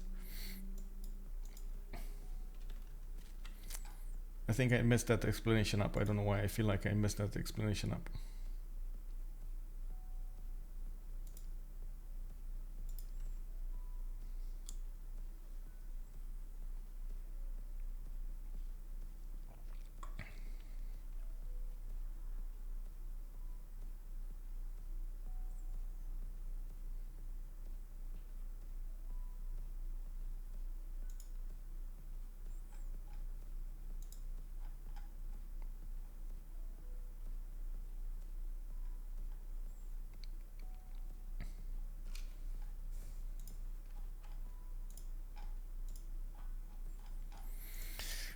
Well, looks like a few things are not moving over here. we got few things moving, I should say. We do have repositioning of the Polish army. I am actually curious what he's going. Okay, he's starting to buy out units over here. It's gonna try to refocus his efforts against Rome this time. They also did manage to take Ayutthaya. Ayutthaya is potatoes. Okay, 20. We got Alykaze on Caguana. Geoff is still keeping Cinguetti, and Rapa Nui is being contested over here. Okay, pike shots coming out from Rome's cities. Of course, the pike shots are not actually going to be the correct units to defend against the musket, but they're more than capable of defending against wing hussars. The wing hussars are heavy cav units, and of course, pike shots do deal more damage against the cav units. Let's take a look at the Congress. Bam, bam, preserves. Oh my god, +5 Congress. Oh, kick W. Man, this is just... Oh, plus they saw the +5 Congress. They saw, you know what? I don't want to handle +5 Congress, bro. Heavy caps coming against me. No way, Jose. Yeah, definitely a good play coming out from Poland. Definitely lucky at the beginning with that extra. How to say that extra relic that he did manage to get, but I don't think that actually was the one that sedimented the win over here. It was his choice to go against Poland, to go against Cree with his units from the city of Warsaw. It was his choice to pressure Rome from the beginning, and of course he was also matching. He was also cooperating very well with the Khmer. Khmer did get the gold for him to upgrade and so on and so forth. Not to mention to keep his units, upkeep his units. You can see Geoff over here did very well to actually get that gold per turn. I do have to point out we got a winner over here. Looks like Imhotep did manage to get the victory against Makoumba Night. That means they are how to say, they are leading the way in this tiebreaker. I'm not sure if this is a best of 3, but I guess I can ask them. As far as I know, it's not a best of 3. So they are 1 point ahead. Definitely have a good chance to go, if not actually the chance to go into the division 2 of the CivFR Squadrons. I do want to go also into the channel. Maybe we can hear some post-game chat. Remember, this is the Francophone community, so we're gonna hear another French. Definitely another French. Do want to make a little disclaimer over here. I do want as much as possible to let them talk in French. Sometimes they don't know English that well, and they feel it's uncomfortable if I do ask questions in English and so on. I don't want to put pressure. At the same time, I do feel like it is important if we do hear the post-game chat at least a little bit, even if it is in French, or we do get some questions in English, because I think there are quite a few French viewers over here in the chat. So, without further ado, let's go into the channel. Let's go. Genre, je fais du gros lieu saint, c'était vraiment très confortable avec la relique early. Ouais, bah écoute, GG. On va peut-être faire plus de lanciers du côté du Cree, mais bon, je pense pas que ça arrête le push. Et win du coup. Ce qui est pas de couille, c'est le côté. Imhotep. Ah, let's go. Ce qui est pas de couille, c'est Désolé, le côté. Il peut drafter. Enfin, il peut genre. En fait, ici, le Romain est obligé de tirer la moitié, et après, il peut choisir le mec qui sait pas y aller. Oui, c'est ça, c'est que choisir le mec sur qui va vraiment. C'est ça. C'est dur. Je savais que, genre, voilà, le Romain, avec t'es dans les montagnes, avec ma milliards de position, je militaires. peux pas faire plus. Hein. Genre là, même si j'ai envie de resettle, je ne peux pas. J'ai pas la moindre vie à poser. Après, moi, j'ai voit pas pas regardé, tant de- t'avais peut-être un shot Bah, sur le push. Je vois Raven et Mediolanum, c'est tout. Je vois les frontières de ta cap. Bah, C'était dur. Si quelqu'un a pas quitté la game et qui peut machin. Moi, je sais qu'à partir du moment où le Romain l'a upgrade chez lui, je sais que c'était la merde chez le Cree. J'étais sûr à 100% qu'elle allait du coup aller chez moi. Ouais. Mais j'ai prévu trop tard. En fait. On était là, on n'a jamais pensé à push au Romain en fait. On a vu là l'énorme ligne défensive. Ouais, c'est ça, j'ai vu ça. J'ai vu la up, je me suis dit, bon, on n'a plus de goal, il va aller sûrement chez le Cree. Après, Mais j'ai c'était pas trop abusé tard. sur les up, hein. Genre j'ai fait vraiment 4 up, c'est tout. En attendant, juste pour décourager justement. Ouais.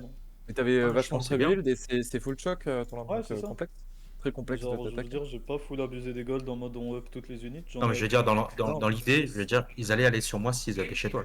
Pas que tu as dépensé trop de goal au final. T'as eu le bon réflexe d'avancer tes piquets, du coup j'ai dû dépenser les golds d'équipe pour up les arbaques. Exactement, c'est ça, et j'ai reculé instant, mais je pouvais pas faire beaucoup plus, hein. C'est ça, j'ai 4 piquets, 2 dans chaque Non, ville tu pouvais pas front, plus. là. Tu pouvais pas plus. Il aurait fallu que t'arrives à mode science et que t'aies un timing, je sais pas, canon de campagne. Ouais, c'est ça. Mais ouais, le ça problème, c'est a que t'as pas jamais généré assez de science. été- Bah, j'ai jamais pu finir des campus en early avec la pression. Et... Après, sur un truc totalement on différent, perd je pense que notre PS aurait pu CS2 en plus. Quelque chose que j'ai peut-être pas bien tenté, je pense que j'aurais peut-être essayé sur la ville de l'Espagne. J'ai mis ce clic au final. Genre sa ville, il y a un archer dedans. J'avais 2 Oki et un guerrier, je crois. J'aurais dû tenter le shot au final. Au début là, Juste autour où tu aurais pu frapper, j'avais une galère qui sortait, j'avais la défense de la ville qui passait avant. Ah, il y a Ah ouais. Ok. Et vous aviez pensé en hongrois dans le draft ou pas du tout? ah bonne. Vous l'auriez pris à la place du Cree ou pas? Non, non.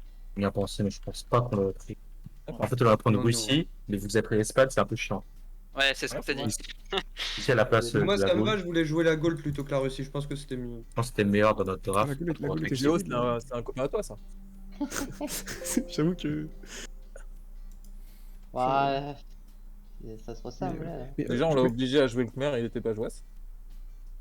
Ouais, si vous le preniez pas, je pense qu'on le prenait direct. Hein. Bah oui, si bien les- sûr. faire un plongée, c'est n'importe quoi cette cive. Je considère que c'est la meilleure map pour le Khmer. Bon, après, Ouais. j'étais frissime, j'ai un Landimans. Mais de toute façon, J'ai- t'as un bien J'ai redétruit la gamme encore. Ouais, c'est sûr, Parce j'ai que je la ramassé. comprends. Mais oui, il fait encore ses FFA, tu vois. Où joue anti-meur et tout là. Ouais, Il- le FFA, c'est qui fait les goals là Ah oui, en FFA, GG tu fais le pas tout monstre. seul. C'est pas moi. Ah ouais, GG les gars. Et ouais, par GG à contre, tous. je pense que le perse, GG, les gars. t'aurais pu venir GG. bien plus GG rapidement. will GG les gars, j'arrive un peu après. Ouais. Et- Dis quoi, le Perse quoi? Je pense que, en fait, genre, j'ai un land qui me donne un peu envie de déprimer. Du coup, je turbo grid à 12 villes, et bah là, tu l'as puni, tu vois. Et je pense que t'aurais pu le punir plus tôt, et que j'aurais vraiment paniqué. Peut-être, mais il fallait que je fasse pas mal de gold pour la team, du coup, vu que c'était. Le gold mecha, c'était un peu dans la merde. Parce que, Donc, si je enfin, partais si je partais pour faire la guerre contre le. Bah, j'ai vu son land quand je suis venu, c'était assez triste. C'était très très triste. Et j'y avais pensé, c'est pour ça que j'étais parti campement, et on me dit, bah non, il faut que tu fasses des gold, fais des T'es gold. loin, hein, t'étais Non, vachement mais loin, genre, quand là, même. sur Chevalier Cuirassier, c'est parfait, tu vois. Mais parce qu'en plus, le land est giga ouvert entre nous deux. Donc, c'est vraiment, genre, la merde. Mais, je pense que, genre, si t'étais réveillé avec des chevaliers plus tôt, j'aurais perdu une ville comme un con. Peut-être. Ouais, sur le timing chevalier, on a Genre, vraiment zéro. genre TYO, bro, y a rien, il y aura jamais rien de toute la game. Compliqué de mettre des ressources sur un peu chevalier, tu vois. Ouais, non, C'était un peu la merde partout sur la map, il fallait que de mon côté, je non, mais tu fasse vois, pas grand chose et que je fasse des gold, quoi. je pense que quand il a vu que je commençais à grider et à passer sur 12 villes, il aurait pu faire des chevaliers un peu hard build. Et... Bah, c'est ce qu'il a fait, tu vois. Là, c'est ce qu'il a fait sur une de mes villes. Ouais, mais même si tu perds ta ville en bas, au final, je veux dire, c'est même pas relevant. Au pire, tu vas perdre une ville, tu vas faire des infanteries de ligne et tu vas redéfendre. Ouais, non, mais maintenant, c'est pour ça que je pense que, tu vois, genre, si. Bon, après, j'ai pas vu son land exactement. Mais... Après, c'est toujours pareil, on n'a pas. Genre, s'il serait monté à 700 militaires, tu pas fait 12 villes, tu vois. Donc, Ouais. c'est toujours pareil, avec des si, tu refais le monde, tu vois. Mais bon, la moitié de mes villes, c'est dans. Wait, I'm gonna stop it here because it's clear that they have a lot of things to go through, and I don't want to let them finish that. I'm sorry, Prometheus. Maybe I'm gonna get that question answered, but I'm gonna actually ask in a private message or something, and I'm gonna leave it on my Discord or something. Thank you very much, guys, for joining. Kachika, oh, good evening. Yes, the game is done over here. We do have a winner. Imhotep did manage to win the day over here, and they break that tie. We do need to see what's gonna happen in the next one. With much pleasure. Also, Tarasta, much appreciated for joining over here the stream. Thank you, sir. I do also want to say that if you're seeing this game from YouTube, thank you very much for joining. Throw it a thumbs up if you enjoy the content. A thumbs down if you didn't. I totally understand it. I need to get better, and that's one way of getting that message to me. If you do have any questions or something that you want me to answer, throw it down in the comment section, and I'm gonna do my best to actually answer them. Not to mention as fast as possible. I am also going to invite you to my Discord. You can actually see the next games that are coming up in the week, and you can get information on when I'm going to start streaming. It's quite easy to go. You just open up the Discord or OnSpotTV, you go to upcoming games, and bam, you get this list of CivFR Squadron games, CPL Premier, CBW Season 6 games, and so on and so forth, which is, by the way, updating right now. I'm going to wait until I get the point over there. Oh, give me a second so I don't actually give away what I was talking about. Give me a second.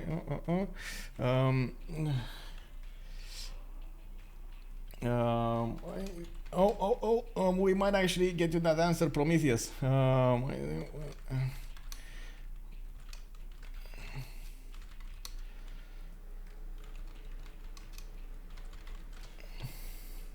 Ouais, c'était ça, je crois. Ah, le Romain était ça. Et pourquoi vous remappez la Et première? on avait peur de l'impact du Romain et que ça leur fasse gagner la game s'il arrive à nous forward, nous box et c'est compliqué de le match early game. En fait, il arrive, il fait 4 vies, il pose un campement. Michael, are you still here? Il envoie des archers dans tous les sens. Je crois qu'il y a Michael qui veut parler, les gars. Michael peut parler. Yes, sir. Michael, it's to you. Hi. Hey, Hi. hello. Hello. Bonsoir. Hello. My stream was definitely asking, first of all, what happened with Khmer, with Cree. Why wasn't he defending on the west side? Why didn't he prepare a defense over there? I thought way too late. I thought just way too late. I was too focused on my push on the Spain. Okay. I was planning to push him on knights, but then I thought the Poland is not going to go through rogues. Then I thought, oh, it's most likely going to go on me, and just build too late. Yeah. Just didn't thought too early about this. Yeah, that was quite a problem over there. Was there a secondary objective? Like, did you try to go for Diplo? Did you consider to go Diplo on Poland, the culture, or what was your second plan? For Imhotep, you mean? Or? Yes. If they didn't CC. Khmer tank push on Gaul and. So it was full on war. Maybe Okay. Full military. He could build a statue on this his south city. So I had my body, but I don't think I was in position to continue to set up a depot with Poland. Okay. I think Khmer was in better position. Okay. Third but not the least, I think this is the most important one. You had one relic from the beginning, you gave it away to Khmer, and then did you forget to take it back at some point? Yeah. Oh I my. took it back like 20 turn later. Yeah. After I built my first emplacement. Yeah. You did take like, I don't know, 5 turns, 10 turns. It was a lot of face lost. Yeah. It's fine, it's fine. You were concentrated on other stuff over there. Yeah. We get it. I had a lot of things to do this game. Yeah. Do you think I should have pushed on Poland with Gaul? Tried to put some pressure on the south? No. No, I don't think you could have. So. I mean, well, first of all, I'm not sure if you should have played on the classic ridges versus standard ridges, because that's why you had so many chokes over here. And second, Poland just had amazing chokes to defend against the Gauls. He just needed a few units to close them down. And I had Kabul. You And did. the Congress. Yeah. And the Congress. Nice We guy. forgot to split the forward and it was a tie. I'm not sure how long actually Spain took to find that +7 campus spot over there. Like, he has like +3 plus 2 +7s and 1 +5. Did you not consider going first on that? Je sais pas s'il est encore là. Detirlo. Oui. Je me pose la question, pourquoi t'as pas placé tes campus plus tôt? Les campus +5, +7. Je les ai posés. Enfin, I put them as soon as I can. So, yes, I go for La Corogne on the 4th city, not third, but I thought my 3rd city was better, just better, so I put it there. Okay. The 4th city, I believe, was the one taken out, right, by Cree? No, not my 3rd. My Your third, okay. B3 was the one destroyed by Cree, and La Corogne was the 4th. Oh, okay. I messed up the timings there. Cool. Okay. But yes, I painted the 2 campus very soon. Yeah, I was expecting you to go like 2nd city or maybe 3rd city, because that's a lot of science coming out. It's good tempo. One last question. I'm curious what's gonna happen now. I believe there's another week, or did you finish your week? I don't know. You said this is a tiebreaker, right? So In the 3rd division, this is the last week for the how the group is going to sit. In fact, both team goes to the playoff, but we were with the same number. Just for the seeding, this match is for the and- seeding. okay. and First it of was for each- the seeding.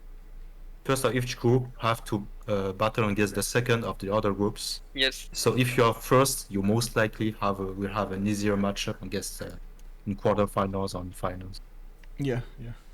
So this is also seeding, but both teams are going to play off. for the. So it was just BO1. It's quite important over here. Okay, I got it. Yes. So this is. So next week there will be a playoff match Playoff, in yep. BO3. Oh, And, It'll be the same for all division. I think playoffs or for next week for all divisions. and hopefully there is a Makoumba Night versus Imhotep in the final of playoff. Yes. Yes. So Cross finger. Very nice, guys. Thank you very much for allowing me to stream. It was a good game to watch. thank you for your casting. No problem. Thank you for your casting. No problem. Thanks, bye. Thank you for your cast. Bonne nuit. Bisous. Bye bye. Good night. Bye. There we heard the boys from both teams. We heard the questions. We heard the answer to our questions, and of course, we did hear a bit about the boys' next trip, what they're gonna do in the next weeks over here, starting up the playoffs. Why the game was important, why there was a tiebreak over here. They were equal in points, and they need to actually get the seeding done for the playoffs, getting a chance to go into the Division 2. Very important over there for, of course, for each team. We do need to see, of course, what's going to happen in the next few weeks as well. We're going to need to put this stream to rest right now, and we're going to I'm going to announce on my Discord what game will be next. Also, I believe tomorrow we're gonna have No Name go against Duhanza in the CPL Premier League, and there are quite a few games that need to be scheduled or announced, I should say, on this CWC, because they were scheduled, as you can see over there on the CWC website, civ6worldcup.com website. I'm waiting to actually assign the casters over there, waiting for Wex's decision to assign the casters, and we're gonna have that information soon enough for everybody. Thank you very much, guys, for the support. Much appreciated for the follows, for everything. I do hope we're gonna see each other in the next stream as well, and remember, have some fun with some Civilization 6 content. Bye. Big Z, good evening.